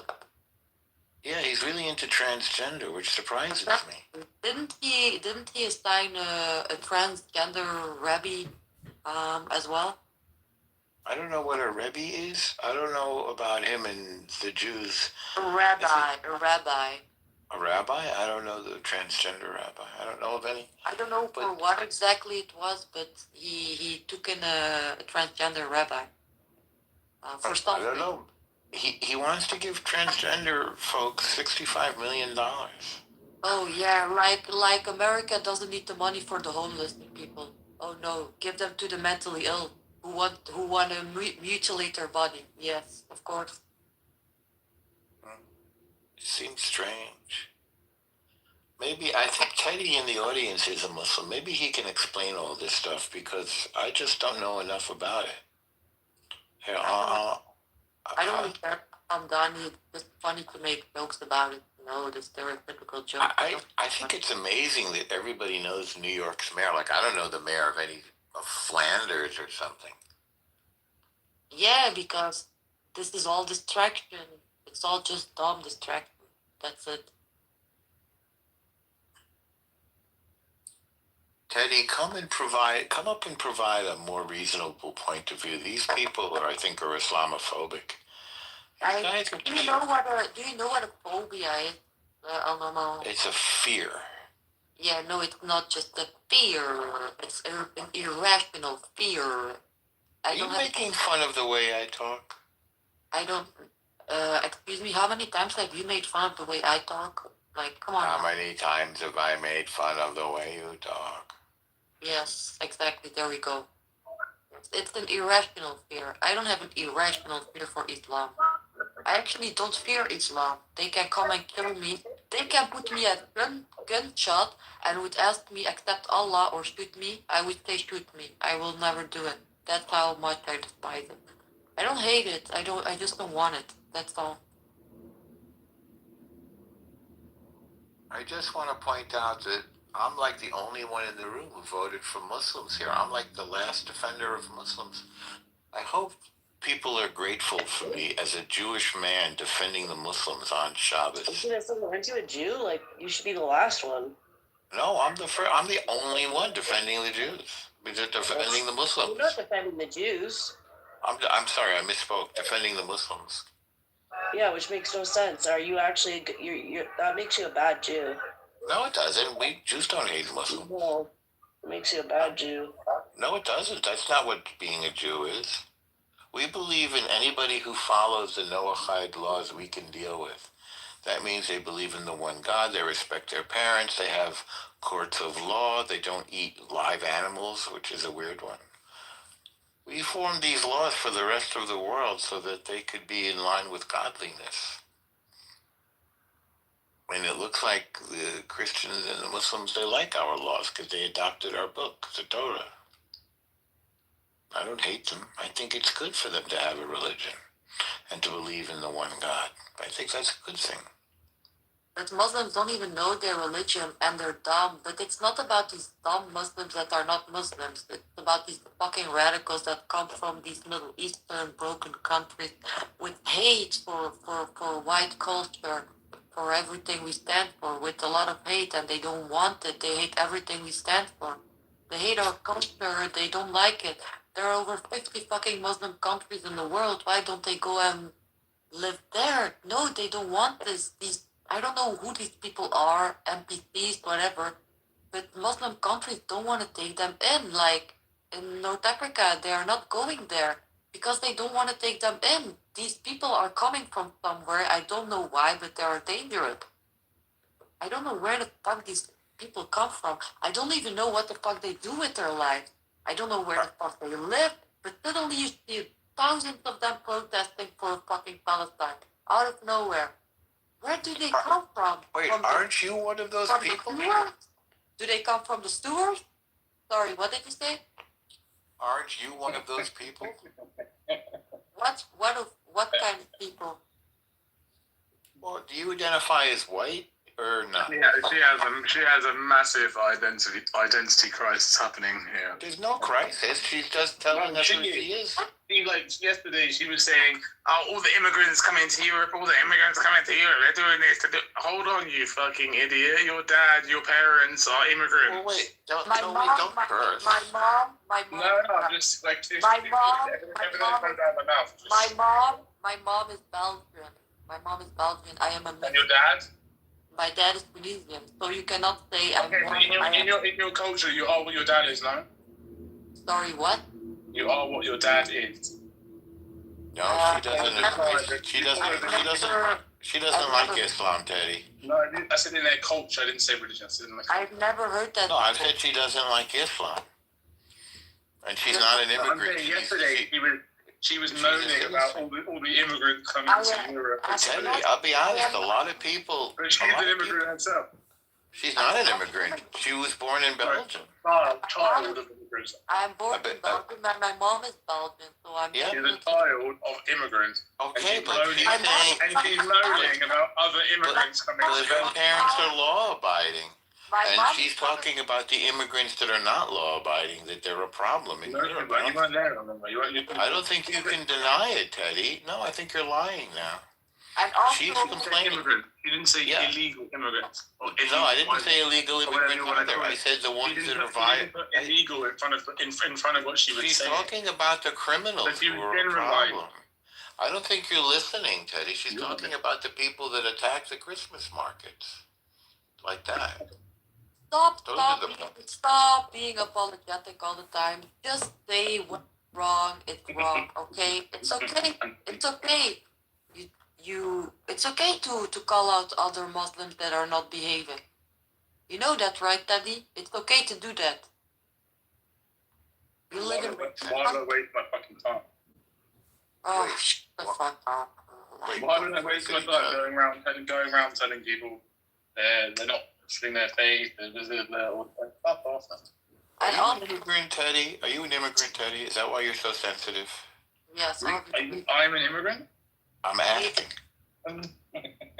No, I'm like fully English. Okay, so you're not an immigrant, so why are you defending people who behave badly? I don't get it.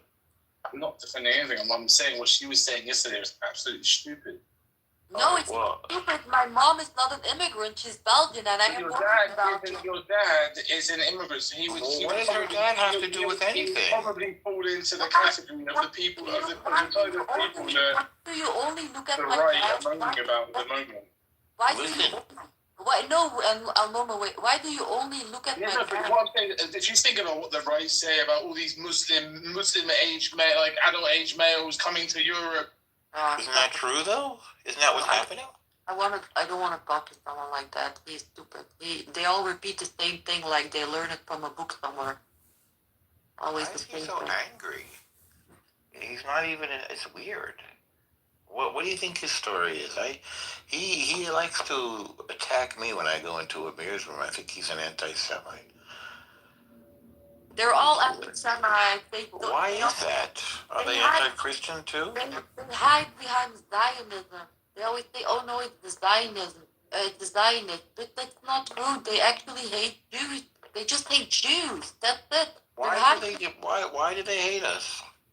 But I don't give a shit why they hate you. I don't care, honestly. That's not my problem. My problem is the fruit of their hate. Well, look, you know more about it than I do. I don't know more about it than you do. Stop being so dumb, El Norma. But you were sort of born into the Muslim world. I wasn't. I was born into the New York Jewish world. I didn't grow up like I told you. I didn't grow up in any religion. My dad was not a thing. He was not a Muslim. I asked him one time, "Are you religious? Do you believe?" He said, "No, I don't believe in anything." My mom also, she doesn't believe in anything. So they're both nothing. They're atheists, I guess. Anyway, so yeah, I was brought up in nothing. I chose Christianity myself when I was 17. I don't even call myself a Christian. I call myself a spiritualist. But the Bible is my scripture that I use for my faith. Yeah. I heard that if you were a Muslim and you become a not Muslim, then they'll kill you. Is that true? Yes, that is true. In very radical places, that is true. And there are sects everywhere in every country, European country, that try to prevent Muslims, especially Muslim girls, because Muslim girls are more likely to leave Islam, and there are sects running behind this girl, threatening their family, into dishonoring their daughters, so they do not convert out of Islam. That's what happens. Girls leave Islam because it's repressive of women, right? Why do you ask me questions in that tone? You know the answer. Because I want to hear it from somebody who knows. I only know it from the outside. Yeah. Yes, they do. Women do not want to wear hijab. They don't want to wear a milbak. Women want to be free. They want to feel beautiful. They want to let their beautiful shiny hair in the sun. They want to have fun, you know. And that makes sense to me. Some men take a beautiful girl and they put her in a mailbox. That's disgusting. You cannot make me believe that women actually love wearing hijab. You cannot make me believe that in any way. The hijab is a covering to prevent men from lusting over a woman. That's all what a hijab is. What I am wearing is actually beautiful. What I'm wearing. This is beautiful. This is a veil. This is a headscarf. This is very beautiful. It's open. Is that what you wear? You can breathe through it. So yeah. Is that an abaya? That's just a headscarf. No, it's nothing. What's it called again? It's just a head car, the car that I used as a head car. It's nice. It's nice. Good during COVID. Yeah, are you vaccinated, Normie? The doctor said yesterday I should get a flu shot, so I got a flu shot. Oh no, the flu shots are also made by the same technique, so you got it. They are? Yeah. What's the technique? You think the flu shots are mRNA? Yeah, I don't think so. No, I thought I heard that. I'm not sure. Don't take me for truth. I thought I heard. He said you should take one. So I said, fine, if you want to give me one, I'll take it. I don't care. I never used to take it, but he told me to take it, so I did. Oh yeah, maybe because it's so forceful. Maybe it is because they are using the same technique and they want to test it again. You think I'm a guinea pig? We're all guinea pigs when it comes to medical care. Are flu shots made with mRNA? No, the flu shot you currently get is not an mRNA vaccine. All right, good then you'll say. But you didn't vaccinate against COVID. I did a long time ago, when it was COVID time. I didn't take. Did you get COVID? I got, apparently 3 times. I lost my smell and taste for like 1 month and a half, and it took some time for it to come back. So you couldn't taste your waffles? No, I couldn't taste anything. Like I literally put an onion in my mouth to provoke the taste or smell back, but it didn't help. Well, if you're single, you can eat raw onions, but if you're with somebody, then you shouldn't. I eat raw onions only if I'm not going to be with a girl. Yeah. I took the vaccine and I did not get COVID. I was really careful. Everybody around me got it. And then, like 3 years later, when I was in London, I got COVID. But I only had it for like 2 days. It was 2 days and then I was fine. You do realize that most of COVID deaths, they had COVID, yes, but they died after they got vaccinated against it. So I think that's a conspiracy theory. I don't think that's true. So they had COVID, so they gave them the vaccine, and they died after, and they reported it as death of COVID. But actually, it's strange. They give the vaccine and then they die, and then you have people who had COVID with no vaccinations and they healed.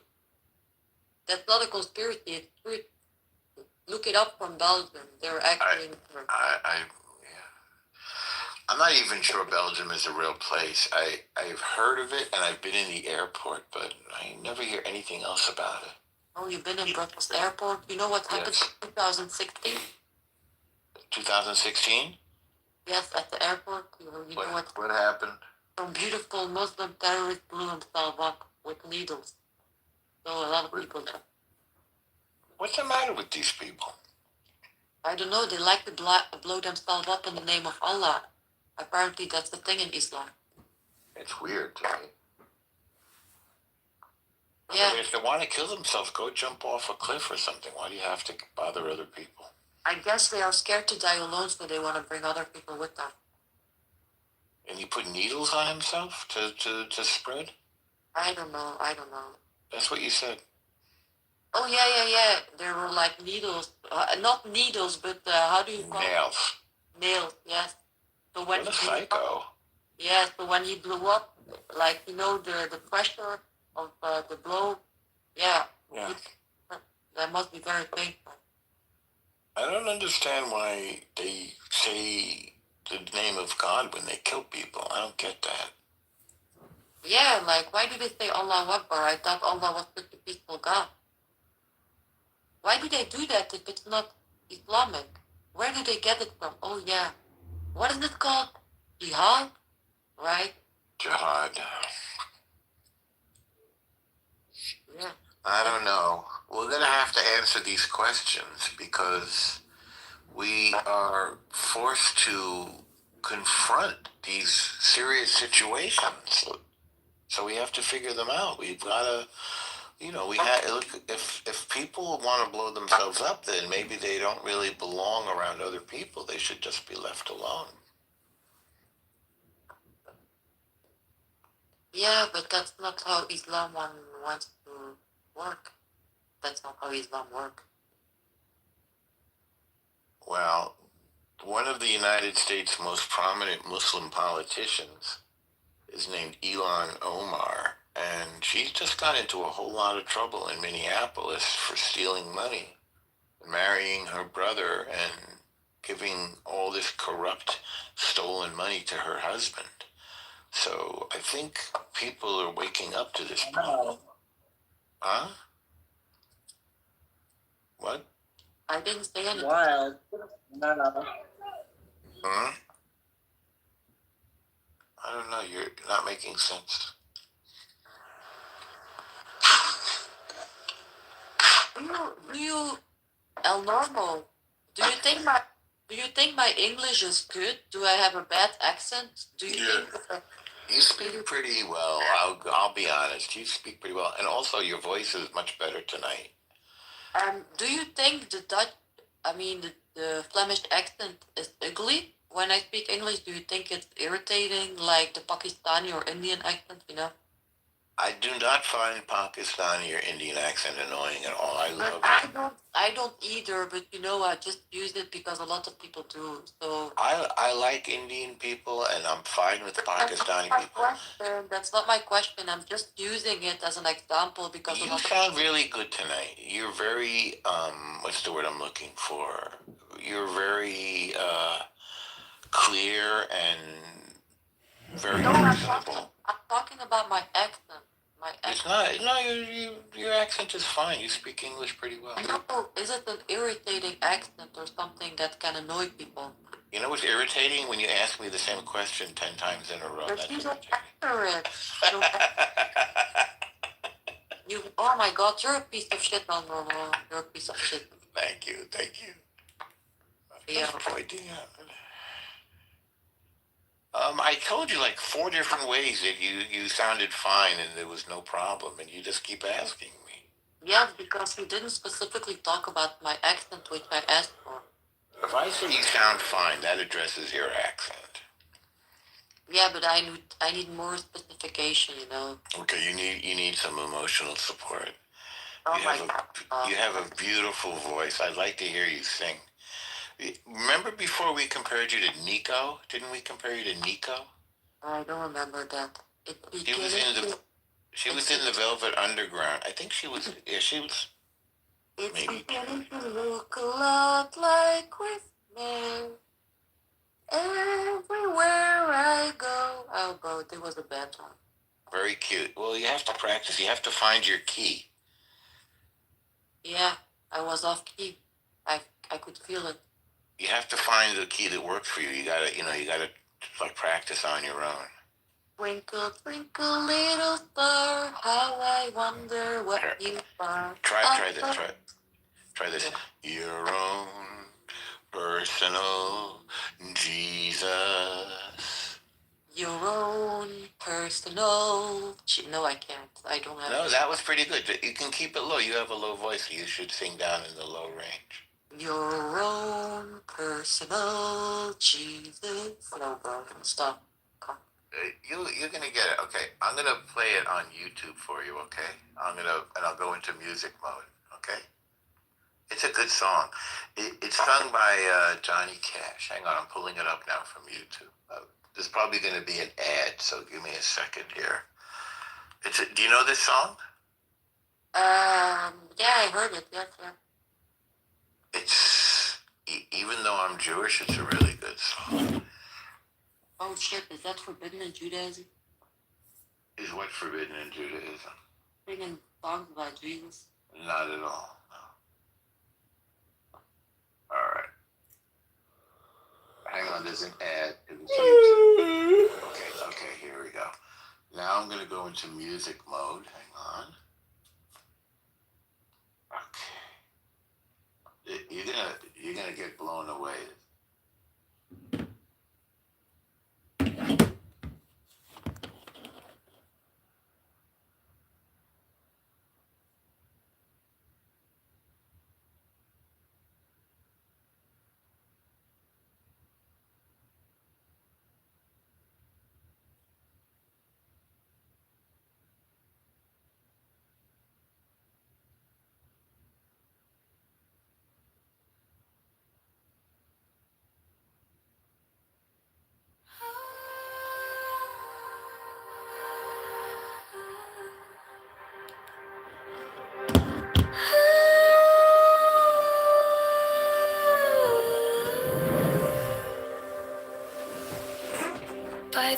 mystical union of fairy and fawn.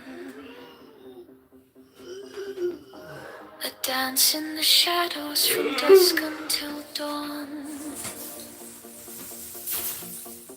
Unspoken the whispers that drift through the trees. Unbroken the vow carried soft on the breeze. Oh, fiery Valkyrie, I invoke, through the flames and the embers, the spell is bespoke. Your arrows unslinging, the spring's tender glow. A force wild and brilliant, a power I know.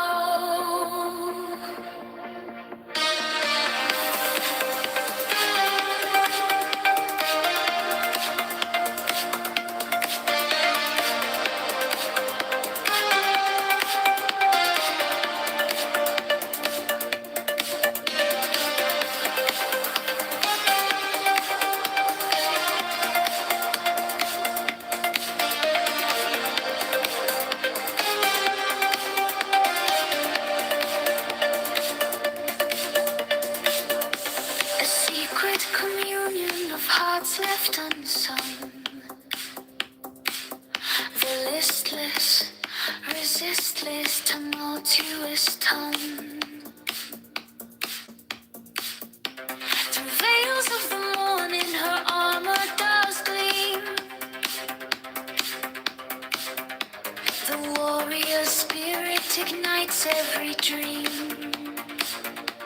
No godhead could charm her, no throne could command, but manhood awakened, she took up her stand. In brilliance resilient, her fire does burn, a goddess of spring, with the world left to turn. Oh, fiery Valkyrie, I invoke, through the flames and the embers, the spell is bespoke. Your arrows unslinging, the spring's tender glow. A force wild and brilliant, a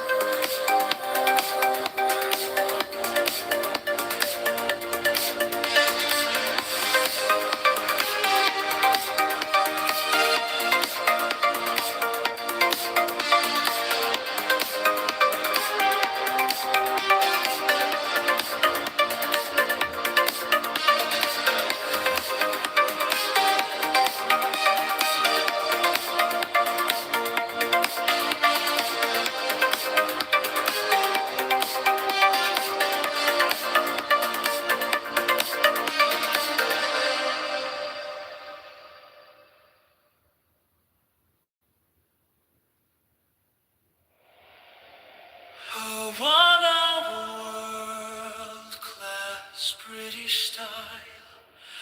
Inadequate Crocky, the Emperor. A Betsy orchestra, electric guitars. Deep suit of many drums, chorion the chorus.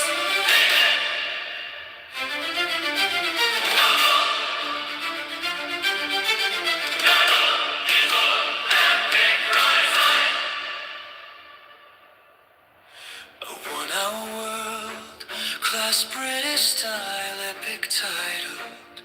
Blend ground, symphony, orchestra. orchestra, electric guitars, deep animated drums, Korean percussion, and a magnificent straight-edge choir, rubber chair, low strings, distant brass, and a cold wind sweeping across an ancient battlefield, gradually ascending to a heroic symphonic rock climax with thunderous drums, soaring guitars, and resounding choir chants. Include the dude narrative passages with stuff ruthless force, but through strategy, patience, endurance, and the ability to gather remarkable talents. Contrast with a reckless warlord who trusts only in strength and temper. Structure the song in chapters. He who wins great minds wins the world. The strategist's wisdom, the steward's vision, the general's discipline. Together they forge my throne. I place my trust in them, and that trust crowned me emperor.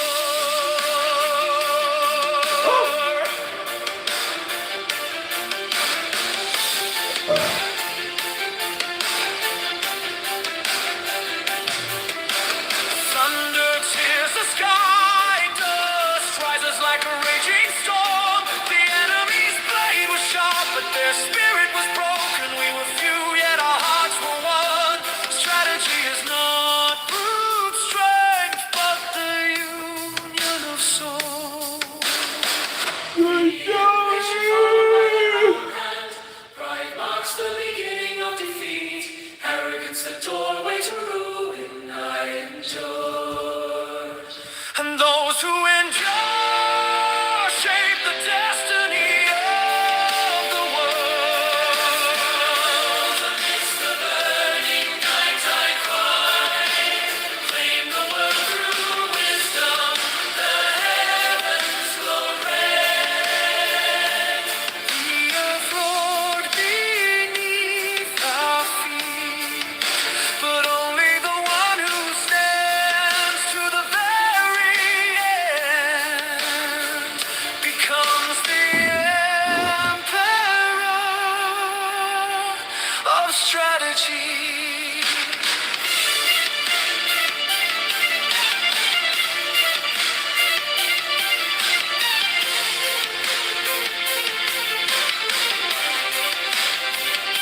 At last the sun rose and illuminated a new era. I believed in people more than steel. I chose wisdom over fury, and in that moment, the world bowed of its own accord. The emperor strategy, crowned with the light of its carry this message to all. Victory is not born of force, but of a heart that never loses its way. The world is not forged by swords, but created by the human spirit. Yeah, well, this was like a little tiny church that I was brought up in. A little, No, I want to fast forward you to the end of the story because you're boring as hell. So what's the end of the story? There you go, bro. Check out the PTR. Okay, so the end of the story is, I did get baptized into the church, and ultimately, eventually I left the church. I just don't believe in any of it anymore. Gotcha. And so that's Gotcha. it. Well, we both arrived kind of at the same spot, but I believe this month because it's December. That's all I'm saying. I'm on Team Christian. I want to be a Catholic for all time.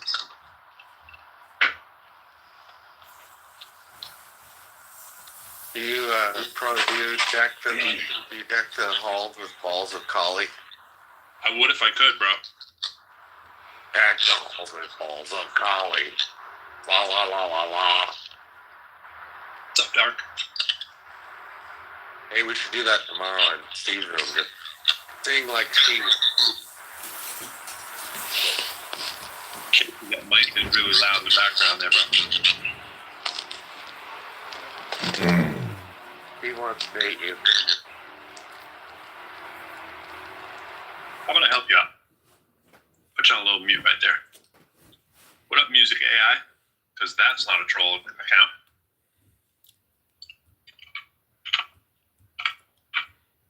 Why is Aisha downstairs? Watch your mouth there. That sounded inappropriate. So wait, who was the atheist who said he gave up believing in God? I couldn't see the speaker. Casey. What's up, John?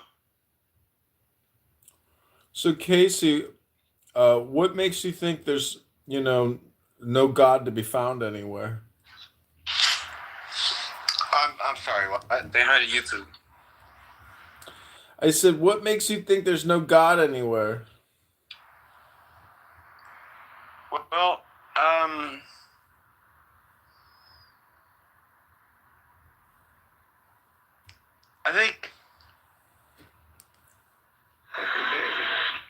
I think it's a really personal experience. Okay, for me,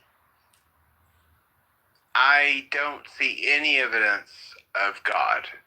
Okay, for you, if you see evidence of God, that's fine. That's fine, and I don't want to like try to denounce your experience. But for me, I don't see any evidence of God. I don't see any evidence of divine creation. So that's just me. I get it, but that's because you're looking in all the wrong directions. And the more you think and the more you speak, the further from the truth you're going to get. You got to go within if you want to find the God. I'm sorry. Why do I have to find the God? Because life can be pretty boring if you don't, do some self-exploration every once in a while. Analysis, self-individualization. It's called psychology. You might call it science of nature. No, that's bullshit. No, sir, what you're saying is bullshit. That's my opinion. It's not a fact. It's called my opinion. Okay, that's great. That's your opinion. That's great. Yeah, don't engage him. Oh, don't engage you, Michaela. Who asked you, you big mouth? I live in Illinois. I'm coming to get you. I just reported you to the sheriff's department. Have a good week in lockup for making online death threats. Nobody said nothing about that. Hey, John, we really love you, but we just really don't love you broadcasting the room to YouTube. You know what I'm saying? Just come back in when you're not recording us, and we'll put you back up. I got people DMing me how much they want. Tiny little penis that he does kids over.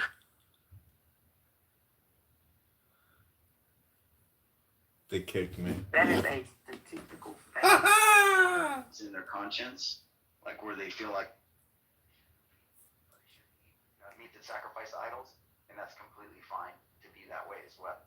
So it's kind of open. It's not encouraged or discouraged for people to eat meat in the New Testament. So that would be the answer. Nom nom nom nom. It's not encouraged either way. What about sausage on your cheese pizza? It's got to be kosher. I'm gonna move you down, my friend. Hold on. Let me move you down. I love you, brother. But Oh, you're so pathetic, Andrew. Get a life on a Friday night. Do something with yourself. How long are you going to do the same shtick? Get some new material. This show's so boring. Jesus Christ. Read the Bible every once in a while. So that's kind of lame, too. But anyway, but Bev, yeah. So it's not encouraged either way. It's not like God's like, hey, you must eat meat or you don't. You don't need to. It's kind of really, I think it's kind of up to however you. I think health should be a precedent. Like if it's most healthy. It doesn't work on me. Like when I go to sleep, it messes up. It just never dries completely. Even if I do it like in the morning. Are you doing dips or what do you do? No, I'm saying if I do it myself, that's how. No, but what do you do in the Oh, slack? I just do shellac. Oh, shellac. Okay. Yeah, yeah. Shellac. Like you lock up and then your bullets are not aligned in the cabinet. So if you get robbed, you're gonna probably get shot anyway. So like Rajik, are you talking about the horrible, terrible people still? What? What's going on with the horrible, terrible people today? What time music? I was in the room with you. No, I'm just telling them about the gun laws in Australia. They're pretty fucked because in Australia in 1996 there was a Port Arthur massacre in Tasmania, and the Prime Minister at the time, John Howard, he set the Parliament and they just confiscated all the guns. So Australians complied and they gave in their guns for money, literally. So now, if you're wise, if you leave two in the chamber just in case you get robbed or someone's trying to kill you. But other than that, we have really, really shit fucking gun laws. But we haven't had a school shooting since then or a massacre. But it's still shit. I prefer the American system of having weapons. I think that's much better, in all honesty. It's terrible. Horrible people.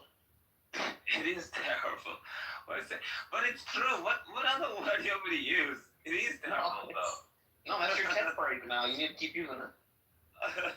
But it is, bro. That's the rough thing.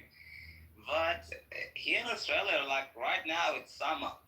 So it's really hot. I don't know where you guys are in the States, but I'm sure you guys are getting winter. But right now, it's summer here. It's like, it's Arizona weather. So Queensland is called the Sunshine State where I am. It's like, you're Florida. It's pretty much the same Florida temperature. The whole year. We don't get anything cold. It doesn't happen. Did Sudan ever make the World Cup? No. South Sudan doesn't. It made the Olympics in basketball. The youngest team ever, for obvious reasons, we were all told. The youngest team ever to do it in the 2024 Paris Olympics, which was Guinness World Record that it happened. But in terms of football/soccer, no, that's gonna take some time. It might take another 8 years. We don't have the infrastructure, and a lot of our players, such as Jeremy Doku and stuff, they chose to play for Belgium, the one that plays for Man City, and other ones. So they're not play, and we have like 5 of them that are playing for the Australian national team. They're not playing for South Sudan. So it happens because because what do you expect them to do? Play for South Sudan and not qualify? So we have a few that play for the Australian national team and other teams. So they're getting coached because the national team in South Sudan, it's just, they don't have any support. So you're not going to attract the best, because the best talents, like Jeremy Doku plays for Manchester City. He's not, of course, he's going to play for Belgium over South Sudan and not make the World Cup. You know what I mean? It's just logical.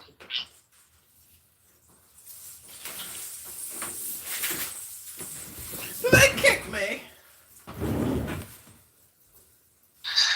Music. What was that other room you in? I was just there listening to that before. Which one? The with Fatima? I don't know her name. The one from Belgium. Yeah, Fatima. It was called Fatima versus the Muslims. Oh yeah, I was listening to that. I was like, I didn't see any Muslims in there, so I got bored. Yeah, they were Muslims. I kept kicking them to the goo and out of the room where they belong. Fair enough. So what's going on tonight, Beaver? Not a goddamn thing. How about you? I'm cooking chicken nuggets in my air fryer, about to put some ketchup and ranch and barbecue sauce on a little plate and enjoy myself a little chicken. I have a riddle me this. What do you think of a grown adult that has to ask if nuclear weapons were used in the Civil War of the United States of America? I think that individuals who ask questions like that are very creative. And, there's no such thing as the past or the future. Those are concepts in the now. But if you think that there was a nuclear war during the Civil War in 1865, well, you're a creative person. Lisa 420. All retired. Was that the same Lisa 420 in the room yesterday? That black chick that came in and was like she's a teacher, whatever she called herself. Is that the same one? She's in that room quite a bit, but I don't know if she was in there last night. Yeah, because I got kicked out for one of them yesterday, and they were like all teachers and educators and stuff, or nurses, which really scares me. Like the most. Remember when Charlie Kirk got shot, and all of them were like teachers and nurses. They were celebrating it. I was shocked. Actually, not shocked because a lot of teachers are retarded because they can't survive in the private fucking market, So they have to teach the kids. But yeah, I think it might have been her. But how don't you? Like, this is, people. I'm not even gonna try to explain what I'm thinking because that's so retarded. It's horrible. It's horrible. But how can the Gatling gun wasn't even invented in the Civil War? This is how fucking dumb they are. These people, they're a drain on society. They don't offer any value. They just drain. What would you do as Congressman, music, to take care of these people? That's so bad. I can't even explain that. Would you sterilize them? Keep them from reproducing? Bro, they don't reproduce anyway because most liberal chicks are fat and overweight anyway. And that's why they go into education to educate conservative kids. So when conservatives are like, darling, you're 18 years of age, 19 or whatever, you go to college, and they come back a raging fucking liberal. That's the whole MO because nobody's having, if you look at the statistics, conservatives have far more kids than liberal people. And at the end of the day, everything is always tied in elections. Worldwide, it's not an American problem. Even in Australia, it's the same problem. So you have kids, I don't even know how I survived university without becoming a leftist, raging progressive, bro. I remember in 2020, I was all into, I was dating a chick and young at the time, and she was doing like a slut walk, bro. I went to like a slut walk event, and then I saw the most ugliest women, and that's what red pilled me, bro. So I was nearly lost to that movement. It's too powerful, bro. That's what they do.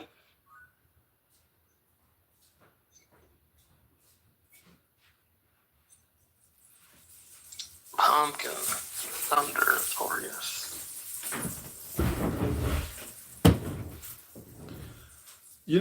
I'm kind of agnostic to the rooms now. I think the whole app is just a total waste of time, to tell you the truth. So, everyone here is just wasting their time. They can't find anything better to do. But, the Lisa 420 and the politically correct rooms, they are extremely toxic. And they do fall apart. And they do have extremely emotional problems, And like today I heard them going on and on about how this girl was the judge in another room, and all these FUB words, like just really toxic communication, because it's not some kind of a therapy room. It's basically an angry complaint room, and they went at it hard. They went at it big time. Kalisha versus Lisa, Goat versus Lisa. They're crazy. Like, they're all neurotic. There's no point to what they're doing. It's like you would think it's like some kind of television drama show, but it's just a bunch of neurotic, mentally ill, mentally unhealthy people just tearing each other and themselves apart in the process. It's amazing to watch. But how can a grown adult, a nurse that's raised children in her 50s or whatever, think that nuclear weapons were used in the Civil War? How does that happen? This dumb bitch works in transgender surgery. She mutilates children, bro. You didn't know what that dumb bitch does? She mutilates children. She's fucking whack. I didn't know that part. I just thought she was a nurse. Yeah, for transgender surgeries. She helps fucking mutilate children. And abortions. She's the worst of the worst. So she hands over the scalpel and the scissors they use to cut off the... No, that's all. I don't know, I heard her talking about how, like, she works with patients for aftercare of their transgender surgeries and shit like that. Anyways, they make, I can't even post their content on YouTube because YouTube takes it down for hate speech because some of them are so rabidly anti-Jewish and so anti-Semitic and such hateful, disgusting people. A lot of ghetto. There's a lot of Jew hate in the ghetto. It's pretty crazy to listen to, and like YouTube automatically detects it and deletes it, and they're like, "Sorry, this is hate speech." I'm like, "Holy shit!"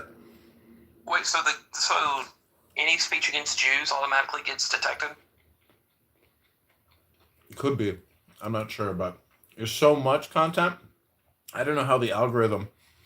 Well, you can appeal it, and I did just do an appeal, and they did say, okay, this isn't hate speech. But in the context of journalism and news reporting, documenting and saying, hey, this is a news broadcast, there's no reason for them to delete things that are being recorded for journalistic purposes, which is documenting hate speech. To say that my content is hate speech when I'm intentionally documenting the hate speech, it falls under certain guidelines of like journalism and art, basically. But either way, the independent journalist is censored. Censorship is a real problem. I mean, because you need these people to be documented. You have to document hate speech and put it into proper context and explain to people why it's hate speech. But the more you censor people and you get a special group gets special consideration, the more resentment they're just creating. Others are going to hate them even more. I don't know why they don't realize that. But it's a double standard, and they're hypocrites because all of these FBAs or black nationalists, don't you understand? They're just doing the same. It's all politic, but it's a double standard because if white people were to say the things that they say, it would be it would be villainy. You'd be castrated and murdered for saying the things that they say. So you have to document it, and then it becomes a communication game. But they're so low IQ they may not know better. They know what they're doing, but they don't care what they're doing. They're low IQ, they're racist, they're extremists, they're liberal fascists, and they are censors. That's why I say you can always detect the fascist whether or not they're a censor. If you are an active censor on this app, you are the problem. I agree.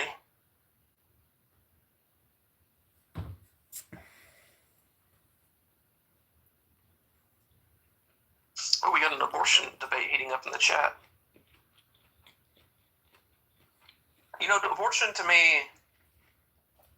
I'm conservative, I like Trump, but abortion, I've never been passionate about it. I know you disagree, Music, and A-Check, I know you disagree. Just go, you have to watch interviews with abortion doctors to really get a distaste because you may not care about the girl that has the abortion, but if you were to observe the personality of the provider, you would be so repulsed and sickened to yourself. You'd be like, these are the worst people on the planet because they are the liberal, leftist, socialist, Marxist, communist terrorists that you hate. And they are literally cutting up babies and, filleting fetuses. Like, there's a lot to really be disgusted and appalled at. No, yeah, the late term stuff, that's, ugh. But, yeah, but what's a worse fate? Having a kid that's going to suffer a lifetime or just aborted? Tell that to the kid who didn't suffer for the lifetime, and a miracle came out, and he became an amazing person because the mother chose not to have some liberal whack job cut the baby's head off. Come on, Beaver. The option or the opportunity to have a shot at life is far greater You know, than Beaver, terminating like somebody. we were talking before about football. Do you know Cristiano Ronaldo's mother, Dolores, tried to abort Cristiano Ronaldo? Yeah, I saw that. I heard that. Abortion failed. See, there you go. So, yeah, she tried to abort Cristiano Ronaldo, one of the two gods, and the abortion failed. Thank the Lord. I don't like these people. Women these days use abortion like what do you call it? Like the pill, birth control. Whatever it is. It's sickening. I don't like this people that are pro-abortion. To me, are just sick people. Honestly, I'm talking more about a case of like, okay, the doctor does a genetic screening. Okay, your kid's going to have this syndrome where the bones won't form correctly. He's going to live a life of pain, and he's going to suffer. To me, I'm going to abort the kid because I don't want a kid to suffer like that. Yeah, but there's so many cases when the doctor says, yeah, somebody's going to be disabled, or somebody is going to have a heart disease and or somebody's going to have cerebral palsy, and they come at 100% fine. Doctors are not imperial. They don't know everything. True. Doctors can be wrong a lot of the. There's been so many cases with women that were told like, yeah, you have to abort your kid or else they're gonna come out disabled. And the woman is like, no, actually, I don't want to abort my kid. And the kid comes up perfectly fine, you know. And it's like Tim Tebow. I think they told Tim Tebow's mother to abort. And exactly. But now technology is much better now. But what about all these kids that are like in the ghetto, crack babies that the mom don't want them? Yeah, but the thing is, the problem is like in the Black American community, Black women have aborted 22 million babies. That's babies that have been killed by Black women than actual like fucking murder, suicide, fucking wars, and everything else like that. This whole abortion thing, even I'll tell you something, Beaver. The lady that did Roe vs. Wade, she ended up becoming a Christian and repenting for the rest of her life because she knew what she did was wrong. She knew she killed children, and she knew. She tried to take her own life multiple times because she knew she fucked up saying abortion was correct. That was the lady that passed Roe vs. Wade. So don't tell me that it's like, yeah, bro, if you're gonna abort a kid, it's like if they've died and stuff or some bullshit reason, but it's like, it shouldn't be there just because, yeah, you're like 18 or 19 and you had sex with a random dude and now you're scared that your dad or mother's gonna find out, so I'm just gonna abort it like, because, yeah, the kid doesn't matter or it's a fetus. And by the way, fetus is Latin for baby, by the way. That's what it means in Latin. Yeah, I would never, I mean, I certainly wouldn't want my kid aborted, and I would fight like hell to stop it. I'm just saying, I'm saying in the thing, like, if there's a medical problem, I wouldn't advise it because I think these people would regret it the rest of their life if women that did it at a convenience, or they're like, I'm not ready, or I'm my career comes first, or stuff like that. I would highly advise against doing something like that. But I mean, it's not leftover. It's not leftover food, right? I mean, I heard somebody gave a good example. We were like laughing. We're like, oh, it's not leftovers. You're just throwing out. I mean, people who are so crazy about abortion. You see what I'm saying? Like, they got no problem killing children. I mean, it's so fucking crazy and cringe and sick. They don't have a problem killing Charlie Cook, bro. These chicks that you meet, that's why I said thank God I agree. This is like 5 years ago. Like, you have these chicks in their mid-20s and they're like, or early 20s, and then for like 2 or 3 abortions. It's fucking disgusting. And obviously they have mental health fucking issues. That's why you get those SSRI eyes, you know? Have you seen those liberal eyes with the fucking big glasses and stuff? And they explode and everything because they know you're right and they know they fucked up. They got those eyes and they take the SSRIs like 30 meals every single fucking day to try to stay sane, and it doesn't work.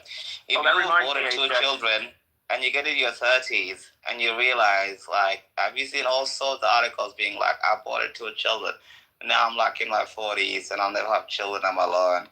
and then they fucking adopt other children and like transition them. These are sick people, bro. I think abortion is fucking evil, bro.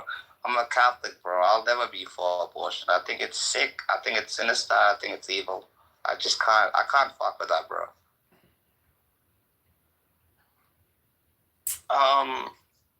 I want to record a song with you. Have you heard the song She's Got Betty Davis Eyes? I want to do that song with you, but I want to write the lyrics for you. Yeah, let's do it. I think that'll be fun. She's got FSRI eyes. It may be too hard to work in that lyric, but we'll see.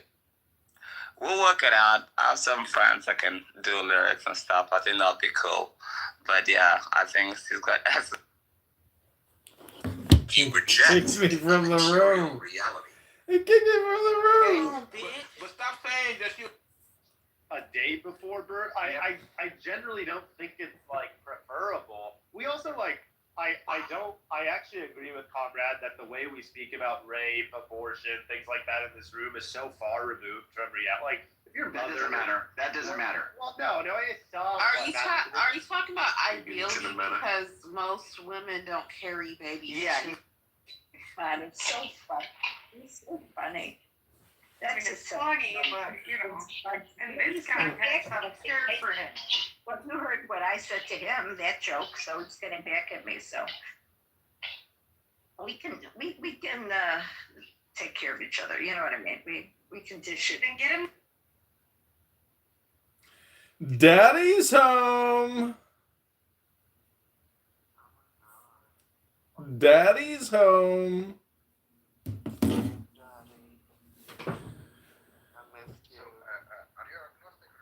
Am I agnostic or atheist? You're my daddy. Daddy's home. Like this boy, pussy daddy. Gigi, are you an atheist, Gigi? I only worship you. You worship me. That's fascinating. What makes you want to worship me? Your fat cock in my mouth. My fat cock in your mouth. Who do you think I am? Milo Yiannopoulos? I don't care. Daddy's home. I have a question. I'm having an issue. Shoot, Danny. How do I contact Clubhouse for them to fix it? Or are they trying to shadow ban me or something? Just go on X, type your message, and at Clownhouse, and then they'll respond on X, and they'll say, "Thanks, Danny, for submitting your complaint to the complaint department. You could have gone to Jeff's room." Well, you can go to Jeff's room and just submit the complaint there if you want. He's got daily complaint rooms going on, so. I feel like he's making fun of me. I complain every day.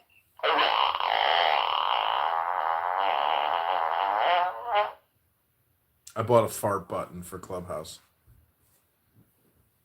Why are they psyoping me? Psyoping you? You psyoped yourself, but you went to the gym. So congratulations, you're swimming now. I went to the gym like 4 times, and then I tried to cancel it, and I couldn't. Why? Just tell them you're moving out of state. No, but I got like a 2-year thing. Oh, shit. They locked you in.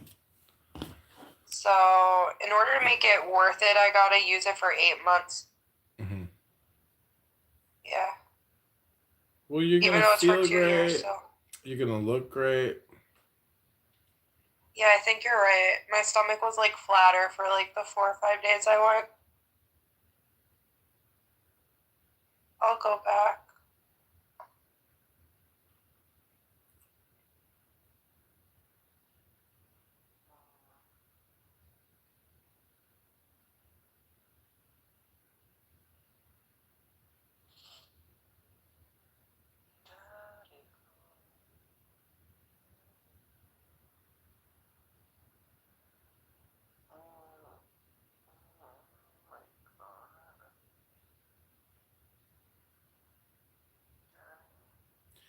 Daddy's home.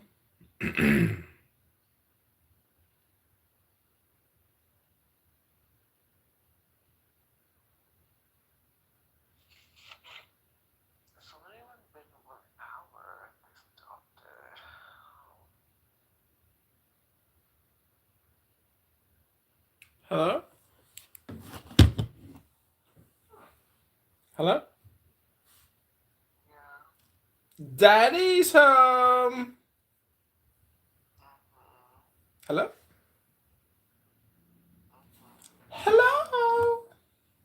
Heard about him since. Haven't heard a peep since. Unlike I'm many sure he's others consulted. since, because, well, I have theories, but I'm not going to express them here at this moment in time. This I'm chick going to Aisha is pretend that so I'll actually annoying. get back to bed. She's What so was your annoying. lecture, Aisha? Was it like, don't wear those clothes? I can't believe you wore your hair out like that today. And you just like stood there and wagged your finger, that kind of lecture? Oh, if I gave a lecture on fashion in any way, shape, or form. And when I Aisha, see- why aren't you getting co-modded anymore? Did Pro get sick of your bullshit? Oh. Oh, this is John's back again. John's trying to record. Yeah, Pro keeps kicking me. It's so lame. I'll just come in anonymous. Who cares? Your rooms are lame anyways. They're boring. So you have an issue with me getting rid of people who are spying on us? Like, Spy, get over yourself. Nobody cares who you are, you loudmouth. You know, who cares? Aww.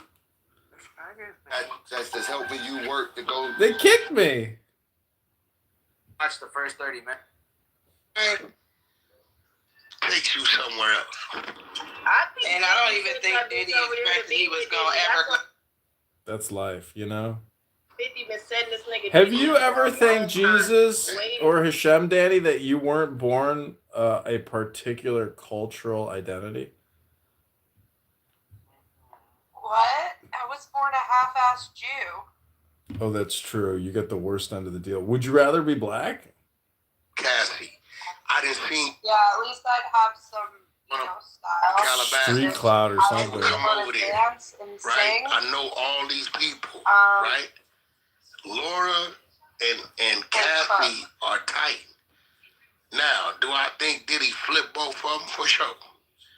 Right? Because Nipsey's into the same shit. I've been trying to bet the same watching, wanting to pay a nigga, come fuck my bitch in front of me, and all this shit. He's into the same. Nah. Okay, anybody want to bet? Anybody want to bet? I got the nigga that's They wasn't ready. They wasn't ready for that one. Nah, leave this thing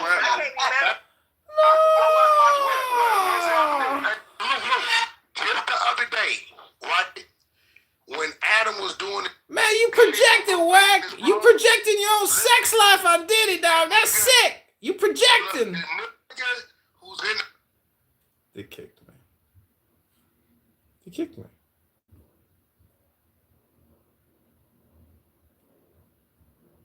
Product of your brain. Any more than a song is a product of your radio. Rather, your brain and body is the instrument.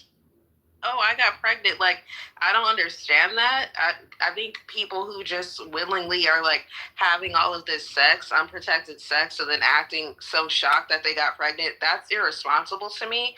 But at the same time, because I see so many situations where I know girls who get pregnant and they become single baby mothers, and then the dad doesn't want to be involved, and then they're all stressed out and looking ugly as fuck because they're carrying like this child that they weren't prepared to have.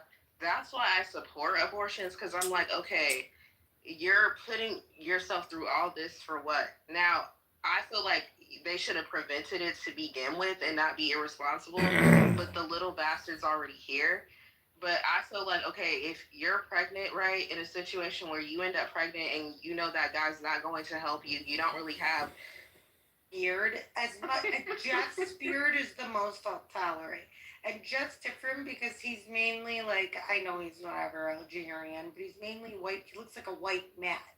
So like he has a little beard, it's cute, it's short. I don't like beards. It's the problem. I thought he looked cute. He's light hair also. I mean, it's gray, but like, I don't know, it's just light on him. When Chaldean guys grow a beard, I mean, they look like Daesh. You know what Daesh is? ISIS. They look like ISIS. We don't want ISIS running around. Like, if you go 3 pictures back, the picture of me and the rabbi, like, I had let my beard grow, like, longer than I've, like, probably ever let it grow. pretty long there. What they just left? What? You would have just left. Hey, bro, great room, Fatima. You really laid into it. Good work. You did great work there, Fatima. I don't know. Wait. What? This is the one that removed me from the room? Oh, that was not me. No, that was Fatima. It wasn't me. Thank you for everything. You're not welcome here. You're welcome. You gave me good credit. He records rooms. He Can record. Like, obviously, I know that I don't care. Obviously, I accidentally deleted the replay. CM thought I was fucking actually telling to be honest, CM is kind of slow. You're good acting, Sigurd. CM, you're so fucking slow, man. I was saying the most stupidest things ever. Yeah, no, but I don't know. Dude, CM, you thought I was being serious as well.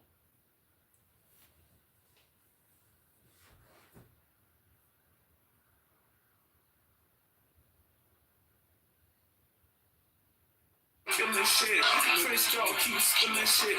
You over there at home, you in the danger zone. You shouldn't be alone. Hold hands and say it like we the most shady. They weren't responsible in not getting pregnant in the first place. But I don't think it's that they don't care. Like, because I know women who have gotten abortions and it was a very emotional process for them and they were crying and felt very I'm talking bad about before they about it. So even it's not get to like they that were point. like, oh, I got to an even get abortion, pregnant. like, fuck them kids, like, laughing about it. But I'm talking before you even get to that point, because there's a lot of steps before that point even become obvious, yeah, right? yeah, I understand that, but here's the thing: it's like it takes two to tango, and both are like being irresponsible when they're having unprotected sex, and then even if you got a woman pregnant, right, and you're like, oh, I don't want nothing to do with that child, and there's you're nothing I also can do. being negligent and irresponsible. But Agreed, she's but the one keep that in mind, has to deal with it because she's carrying the exactly. But that's right. So that's why most of the onus. Why the fuck are you talking like this, please? Brother. But hold on, I thought we were having back and forth. Go ahead. Yeah, just 1 second, brother. So yeah, like I understand everything that you were saying, and that's like why for me, I know I don't want to have kids right now, so I'm not going to get pregnant. Let's not forget that it says, and those who teach men to do so, to do away with the law and the prophets shall be called least in the kingdom. That's all I wanted to say earlier, and I know Jody knew that. That's why they kept pushing me off to the side and saying all of that. And to Mother's point earlier, that is the same point I was making, was that what about before Jesus came? What about all of those people, even to what you just said, so those other people that didn't know Jesus, or are we going to say they knew Jesus even though Jesus wasn't ever around at that time, that they met him some kind of way? To Mother's point, we got to be real with the text and how everybody else in existence did not get the opportunity, if we want to call it that, to be introduced to our Jesus. Because that's exactly what it is, our Jesus in this time. That's all I want to say. I yield. Yeah, I just oh, go ahead, Brother Jody. No, I just wanted to say that scripture that was brought up too, this is eternal life, that you come to know me.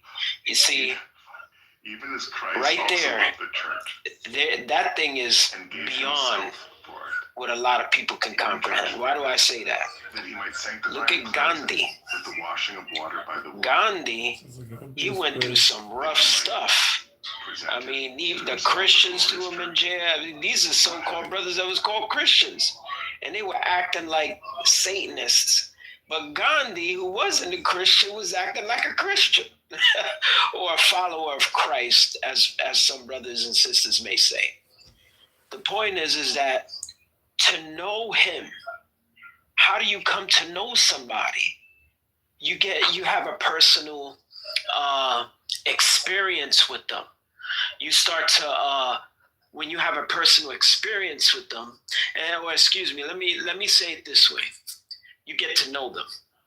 How do you get to know somebody you don't see, that you're not with every day, like you with your parents or your wife or your kids or your friends? You get to know what they're about by looking at certain examples of the word or following something inside of you that is moving you to do what's right, that everybody, the majority, would agree with for conscience sake. That's getting to know somebody you don't see. That when you start getting to know somebody, you start to apply the examples in your life. And Gandhi did that. Gandhi, he did that. So he knew Jesus without having to hear about the name or something like that, because he might have, I don't know. The point is, he put to practice what Jesus would have done for the people. Yeah. He's peaceful because he's so I know people don't like me to talk. You know, he actually got one of some parts of his verses that he got was actually from a tree. I'm not joking. There's that. You thought of that? Unbelievable. Necro, what's worse, a fanatic Muslim or a fanatic atheist? Fanatic Muslim or fanatic atheist? I'd say fanatic Muslim, definitely. Muslim in general. It doesn't have to even be fanatic.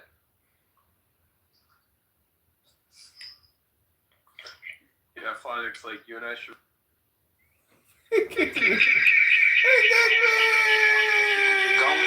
But I feel like communication would have been the cherry on top. No, it's good, man. I love it. Thank you for empowering what I was saying, because communication is all of it. Even when you communicate in silence, that's communication, because the inner voice don't talk audio all the time. You know that's that thing that tells you don't do that. Don't walk down that alley. That doesn't audio talk to you, but it's a communication nonetheless. Now, if they let me talk without interruption, I'm going to read this scripture and show y'all what I was talking about, why Jesus was saying what he was saying and who he was saying it against. It says in 5:17, think not that I come to destroy the law of the prophets. I am not come to destroy, but to fulfill. For verily I say unto you, till heaven and earth pass, one jot or one tittle shall in no wise to all be fulfilled. Whosoever therefore shall break one of these least commandments and shall teach men so, he shall be called the least in the kingdom of heaven. But whosoever shall do and teach them, the same shall be called great in the kingdom of heaven. Now listen to this, y'all. For I say unto you, that except your righteousness shall exceed the righteousness of the scribes and Pharisees, ye shall in no case enter into the kingdom of heaven.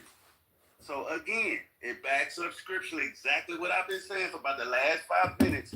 He was saying he was the truth, the way, and the life. No man comes by the Father but by me, because he was going against these scribes and these Pharisees, or another word for them is the Sanhedrin, these so-called, what we would call them the T.D. Jakes and the Joel Osteens of the day, the Creflo $5 nickel dollar and the T.D. Snakes. So malice because I, as a person who don't have any kids, I sincerely do care about life, particularly human life, especially innocent human life.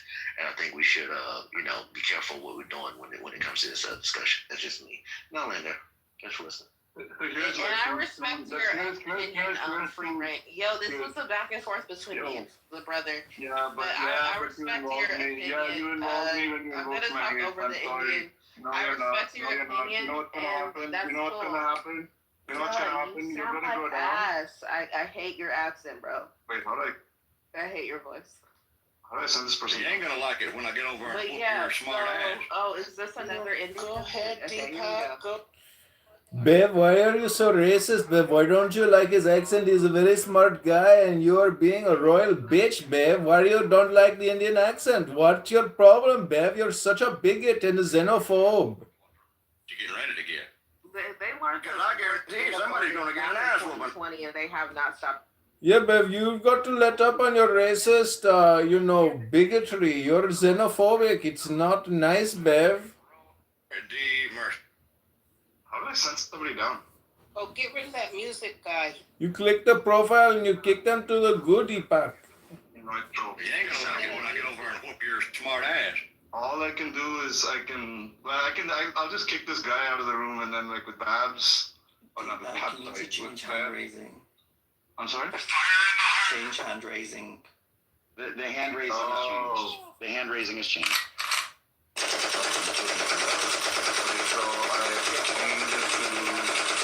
Are you 7-Eleven brown or not? Not needed. No, it's already it's on everyone. It's on everyone. That's what it should be. It's on everyone. Okay. And so I'll send this musical person down? No, don't do that. That's not good. Bev is the bitch, not me. Bev is the one that doesn't like the way you sound. Shoot. Thank you so much. Now I will boom your room.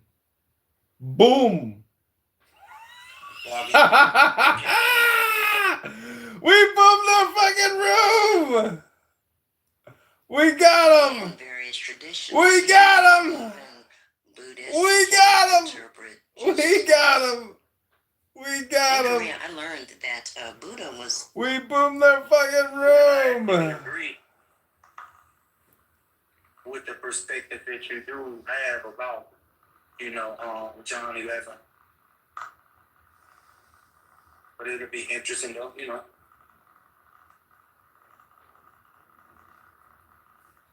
I done heard many perspectives, many breakdown. Okay, I boomed Andrew's abortion room. Deepak, whatever, Fucking big success. The same. They're about 16. Now I will boom your room, mother chort. People say that Satan knew that was coming, so he crucified 16 before Jesus. Okay. Or you can learn what he really meant. The information is out there. We can all stay surface level. But if he came down in the flesh, he became the Word, and he came down in the flesh and spoke to some of his inner circle about what he didn't want the larger, common community to know. Which is where you get your scripture. You got to give some people the milk and others you give the meat, which is why he spoke in parables. So if you don't learn yourself first, you won't know Jesus or anyone else. Okay, thank you. Really quick, y'all, just to kind of put a little period, which he already did, but additional period. That's kind of highlighting the aspect of the scripture telling you to self-examine. What she's highlighting is self-examination. And we are actually encouraged to do that according to scripture. Why? So that you can actually see what's going on with self more so than see what's going on with others. It's so quick and easy to go, look at him, look at her, look at what she's doing. But have you took the time to examine yourself to get to know what you're dealing with? If you haven't done that, I bet you your relationship with God is like the sea or like the ocean. Just a side note. Go ahead, whoever was next. Yeah, that's Steve Appel's life. I think Steve Appel can attest to how difficult it is to become an atheist. Miss Truth, remember, I yielded to Miss Stephanie. Come on, man. But go ahead, no problem. I'm speaking of music, who was coming off. I didn't say anything. If you yielded to her, go ahead. I can wait, but y'all are fine. Yeah, y'all are perfectly fine, but music did not speak. So music, what did you want to add? Then Truth, you got. I was going to say Steve Appel is a self-proclaimed atheist. He's so far away from God, he doesn't know his left hand from his right hand anymore. He argues with young men in fake legal courts all day, the talking apes. This man needs God in his life desperately, and I'm so glad to see him here with you beautiful God-fearing people. Okay. Go Truth. To exactly to what Mother Stephanie, I call her Mother Gentris, was saying, the reality is a lot of times in these spaces, people do not, and she knows this, I'm not speaking to her directly, but people don't want to have the deeper conversations, the more released conversation. When I say that, I mean outside just one particular text that they've studied to find out other things that's going on. I may not be saying this so eloquently as Mama, but yeah. So when you have a narrow field of view, there's just some things that you're unable to dive into. And then there's some people who are just like scripture said, just rigid. Their neck is stiff. They don't want to talk about those things, partially because they may not be informed on it, or partially, and then the other aspect is because they think it's forbidden, or somebody said it early, spooky, and that keeps us from being informed and making decisions that are non-biased. So I wanted to say that, and then something else I think Cool Man had said. Cool Man, you brought up a scripture about self-examination, and I was going to say there's another way to say that if we don't, aside from the scripture, to thine own self be true. So how can you be true to what you say or you think you believe in, but you're not true to yourself? Because the only way you can be true to yourself is examining yourself to even see and sit and say you like yourself or that you love yourself. But that takes a minute, that takes growth and maturity to sit and be quiet and examine yourselves. And a lot of people don't want to do it because they're afraid that they'll find out that they don't like themselves, they don't love themselves, and if they can't be true to self first, they can't be true outside of self. And that's all I wanted to say. I yield.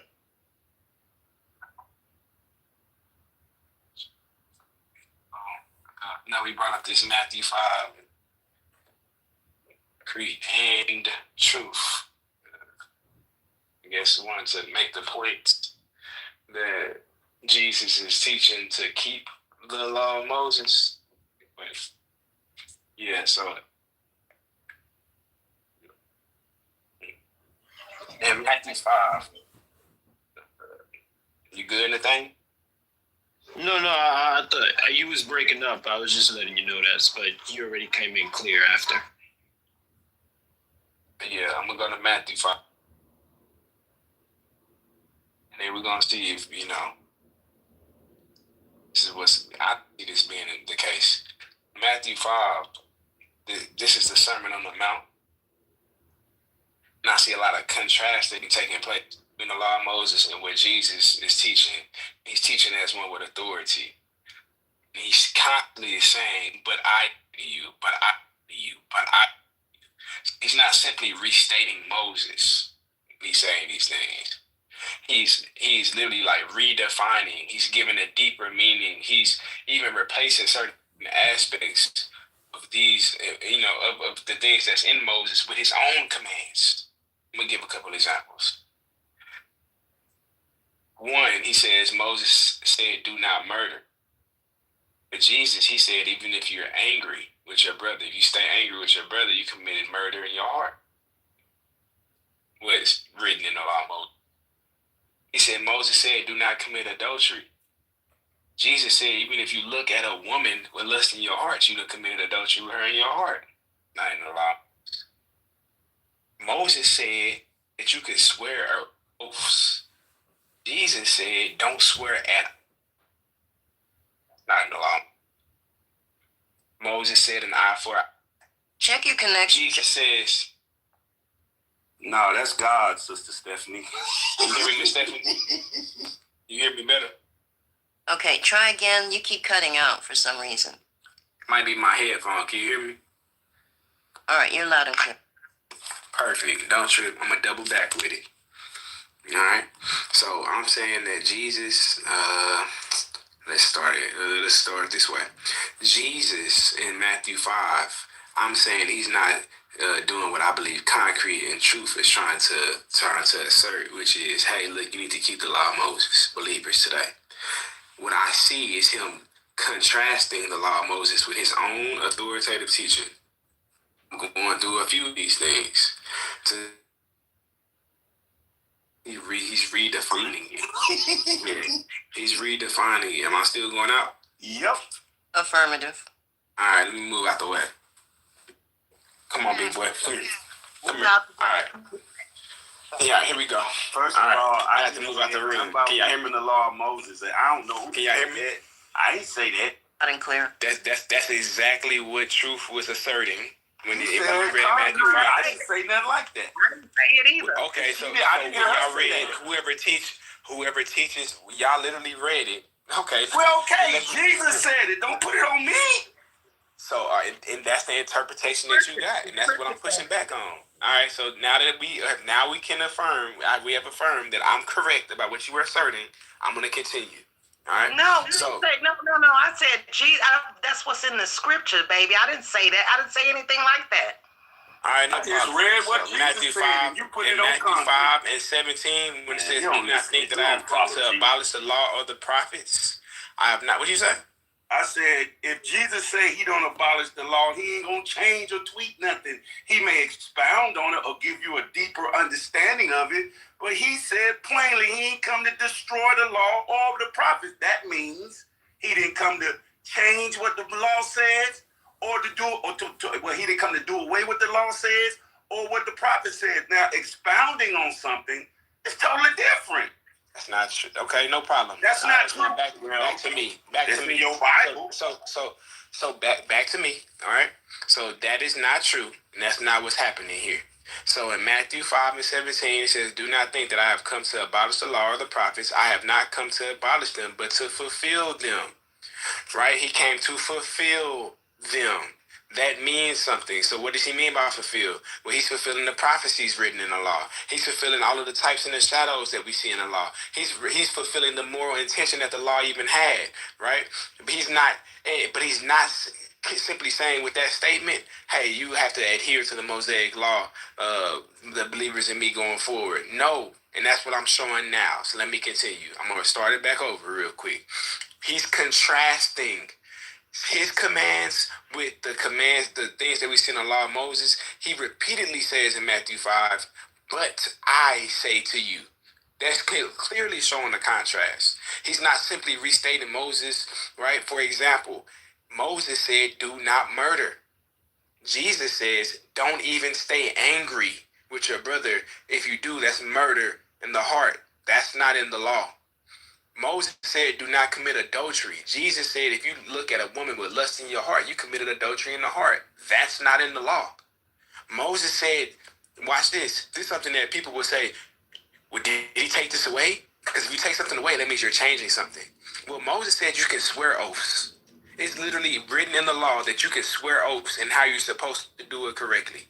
Jesus says, don't swear at all. Don't swear at all. How is that the same? Moses said you can swear. Jesus said you can't swear at all. Right?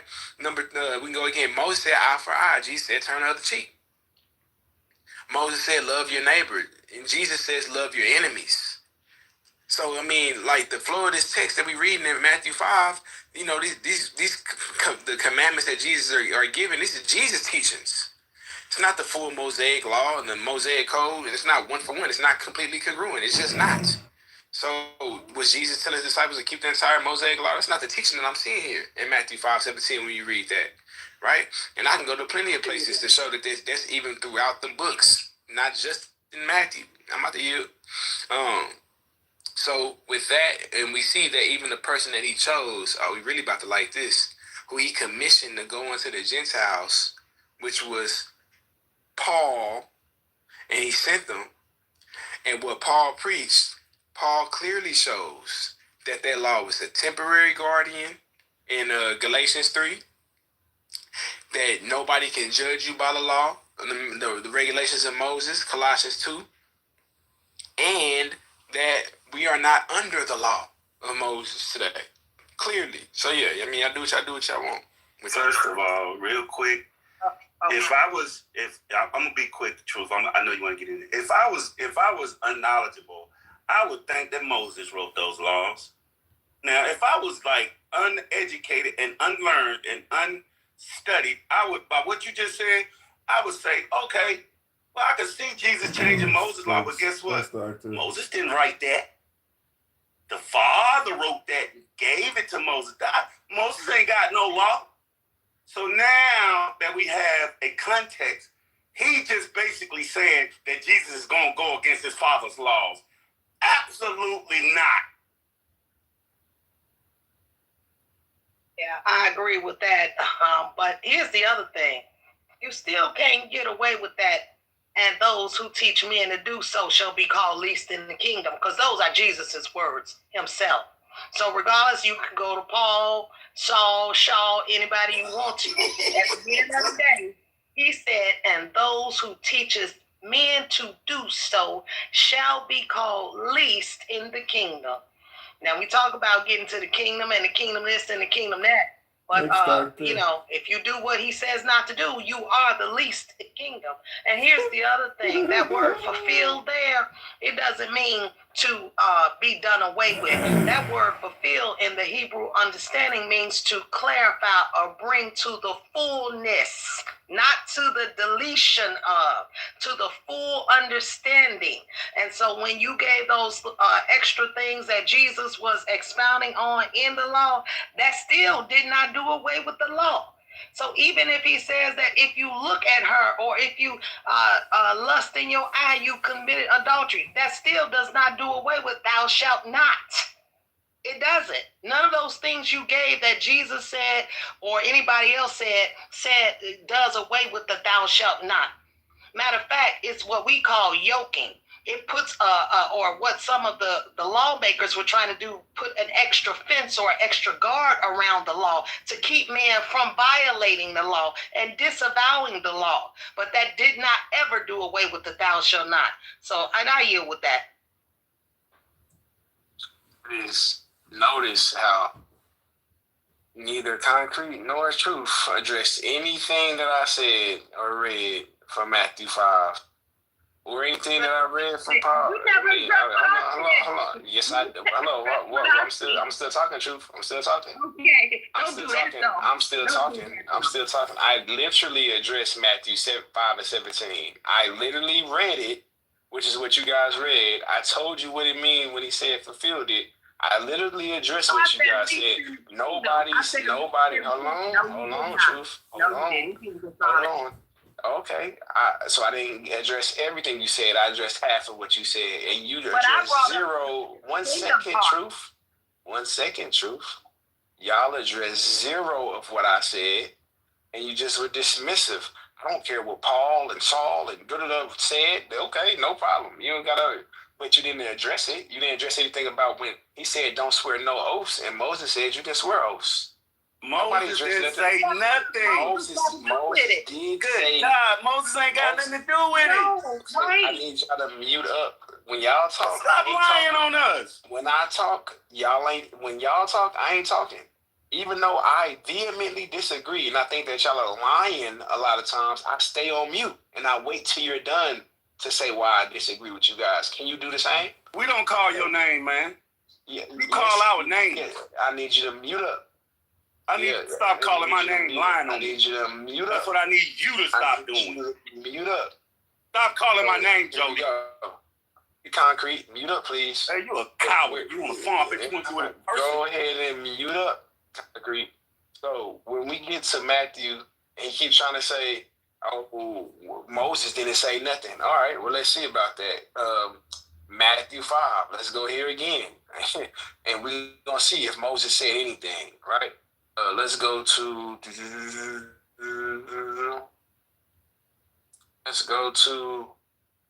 verse.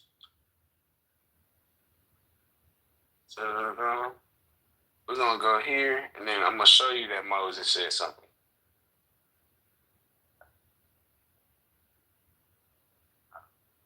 Let's see if God said it. If he said God did it or Moses did it. We're going to go to Matthew book, chapter 19, and read verse 8.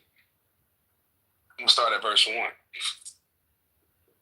Now, when Jesus had finished these sayings, he went away from Galilee and entered the region of Judea beyond the Jordan. Large crowds followed him, and he healed them there. And Pharisees came up to him and tested him by saying, is it lawful to divorce one's wife for any cause? He answered, have you not read that he who created them from the beginning made them male and female, and said, therefore a man shall leave his father and his mother and hold fast to his wife, and the two shall become flesh. They are no longer two, but one flesh. What therefore God has joined together, let not man separate.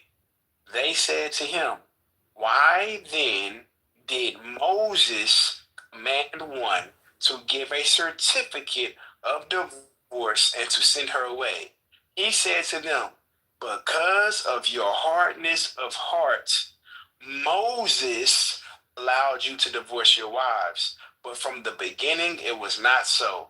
And I say to you, whoever divorces his wife except for sexual immorality and marries another commits adultery. Hey, cool man, you there? Okay, Yes, sir. Hey, cool man, did that say Moses allowed it or God allowed it? According to reading, it was very clear. God. I'm gonna read it again, Cruz. Oh, my bad. Read it again. My fault. No, I mean, it's fine. He may have misheard it. It's not an issue. I mean, he's not going to lie when I read it. It says, verse 8. My son's making beats in the background. Let me go to a quiet room. My fault.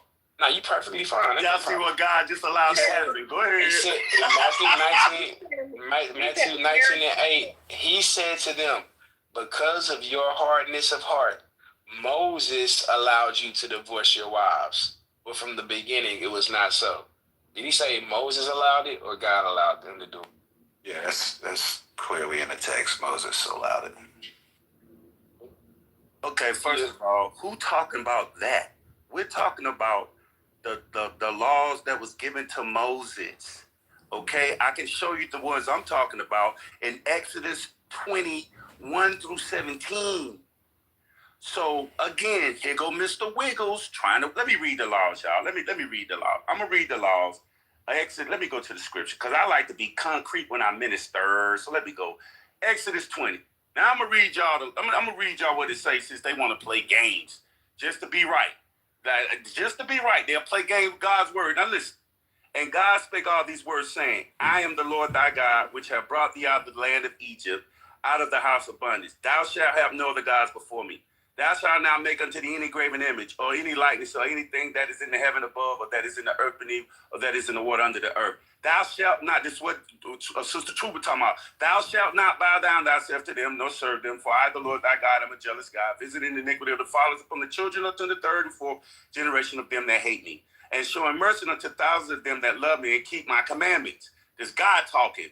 Thou shalt not take the name of the Lord thy God in vain, for the Lord will not hold him guiltless that taketh his name in vain. Remember the Sabbath day to keep it holy. 6 days shalt thou labor and do all thy work, but the seventh day is the Sabbath of the Lord thy God. In it thou shalt not do any work, thou, nor thy son, nor thy daughter, nor thy manservant, nor thy maidservant, nor thy cattle, nor thy stranger, that is within thy gates. For in 6 days, the Lord made heaven and earth, the sea, and all that is in that is and all that in them is, and rested the seventh day. Wherefore the Lord blessed the Sabbath day and followed it. Honor thy father and mother, that thy days may be long upon the land which the Lord thy God giveth thee. Thou shalt not kill. Thou shalt not commit adultery. Thou shalt not steal. Thou shalt not bear false witness against thy neighbor. Thou shalt not covet thy neighbor's house. Thou shalt not covet thy neighbor's wife, nor his manservant, nor his maidservant, nor his ox, nor his ass, nor anything that is in thy neighbor's. And all the people saw the thunderings and the lightnings and the noise of the trumpet and the mountain smoking. When the people saw it, they removed and stood afar off. That's the laws given to Moses. Hold on, Jody. Hold on. My turn. No, well, I mean, are y'all going to go 2 for 1? I ain't doing no tripping. Yeah, you said you mixed us 2 for 1. And also, I want this to be clear. The whole purpose of me trying to get off mic before my husband came in, and that's why I was frustrated, and then when I came back, it was brought back around, was to bring out the least part in the kingdom, which you never addressed. You went forward to other things, but you did not address that part. You stuck on what Concrete was saying to try to, to do away with that. And all right, but there was still the part that I brought in. And then Concrete went in and read the whole passages up to that point. And you didn't address the whole thing. You said, and you admitted, you said, I addressed that part, that first part, but what about my part? And it's okay. And you're saying I didn't address anything. Yes, I did. I addressed what you said.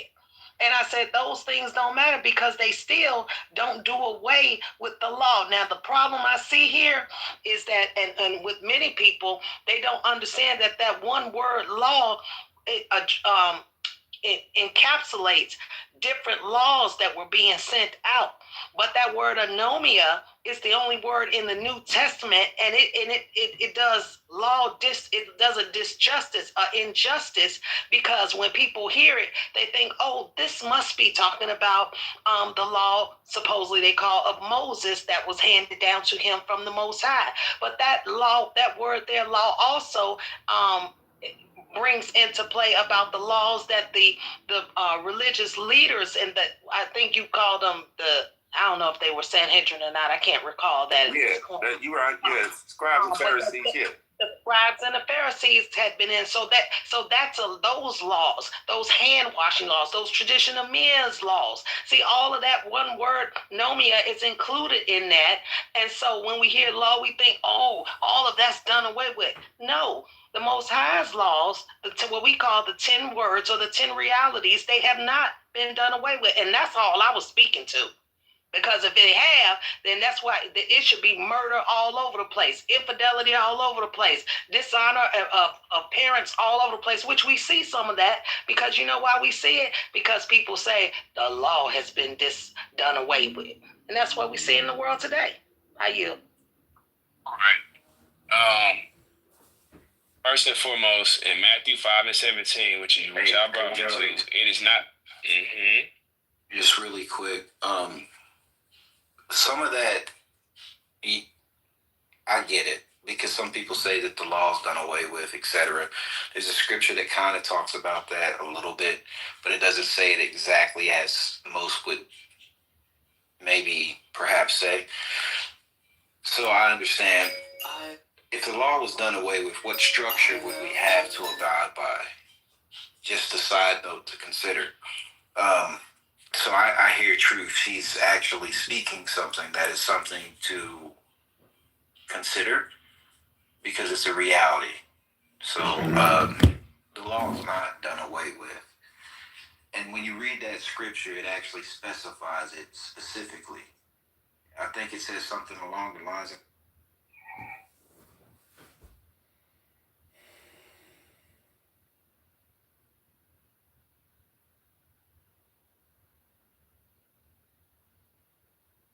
Rocky, do you live in Toronto? Yeah, man. I'm going to Toronto on Tuesday. You have a good stuff. The silence is loud there. Yeah, because it was so good that they felt bad to laugh. Yeah, right. Yeah, but Ray, does it kind of aren't as your sex women if like all you can find is a prostitutes in fat the bowl? country that you come from? come on. They're very cheap, I heard. But anyway. Dude, Andrew, seriously, you just want to. You want her under talking the entire time, right? That's what you want. Deja, welcome to the stage. Move her down. Ray's an Egyptian. Bev, did you want to say anything about hope your kids die. Oh, whoa, Bev, you can't say that.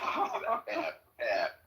That's bad. Deja, welcome to the stage. How are you? Oh, I'd like to. Thank you. Let's get some details. Bev, do you want to describe in detail how you imagine it happening? He's the one that invited me up on stage multiple times. So he's crying, begging everybody to move me to the audience. Which is why I'm asking. Which is why I'm giving you the space to speak about what seems to be on your mind, right? Which is how my kids are gonna die. My gosh, we can't do that, Deepak. That's terrible. No, let's not do that. Why not? I don't want to do that. I've thought about a lot, Your kids look precious, bro. I don't even want to do that. I'd like to say something Islamophobic. Yeah, I don't want to do that. I don't want to do that. I don't want to do that. Yeah. So Deja Marie, are you pro-life, pro-choice? What's your view? I'm just curious. And welcome to the stage. I am. It depends on the situation. Okay. So, I believe if a woman, girl, or is raped, she should be given the choice. Which happens a lot in Deepak's country. Okay, I'm not going there with your folks. Sorry, Deja. I'm not- I mean, it's a fact. Beth, Well- just let her go. Let her go. Go ahead, Deja.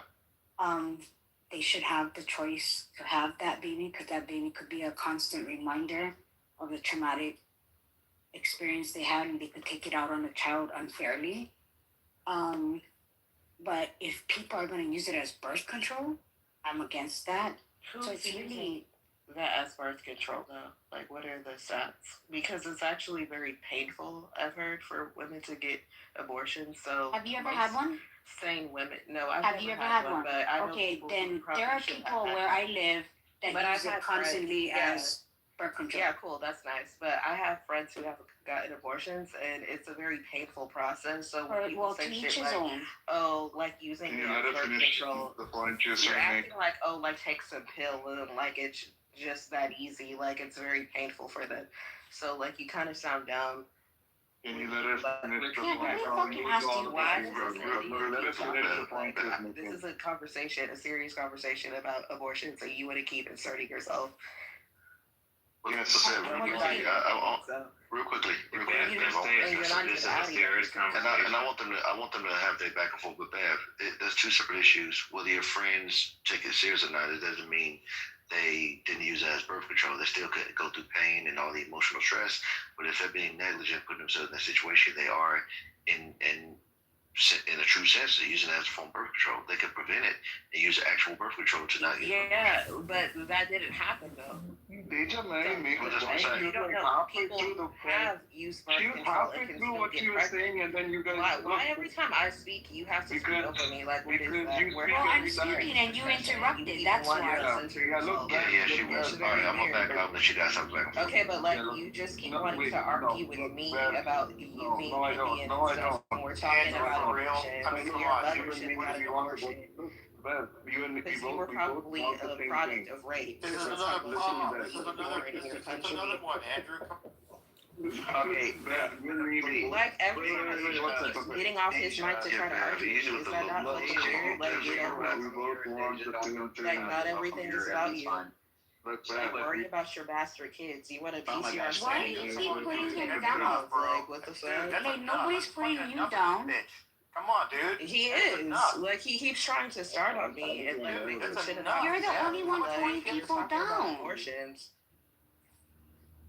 Something his bitch should have had. Wait, Bev, you said what you don't understand is we both Oh want my the same god, thing. I don't care. You want to be on stage. Yeah, anyway, You want like to stay I on was saying, stage. so Deja, You want to got stay an on abortion. stage and You say said dumb you had stuff. one, right? I Was also it want you to painful stay for on you? stage and say dumb stuff. When did I say I had an When abortion? you got the abortion, yes.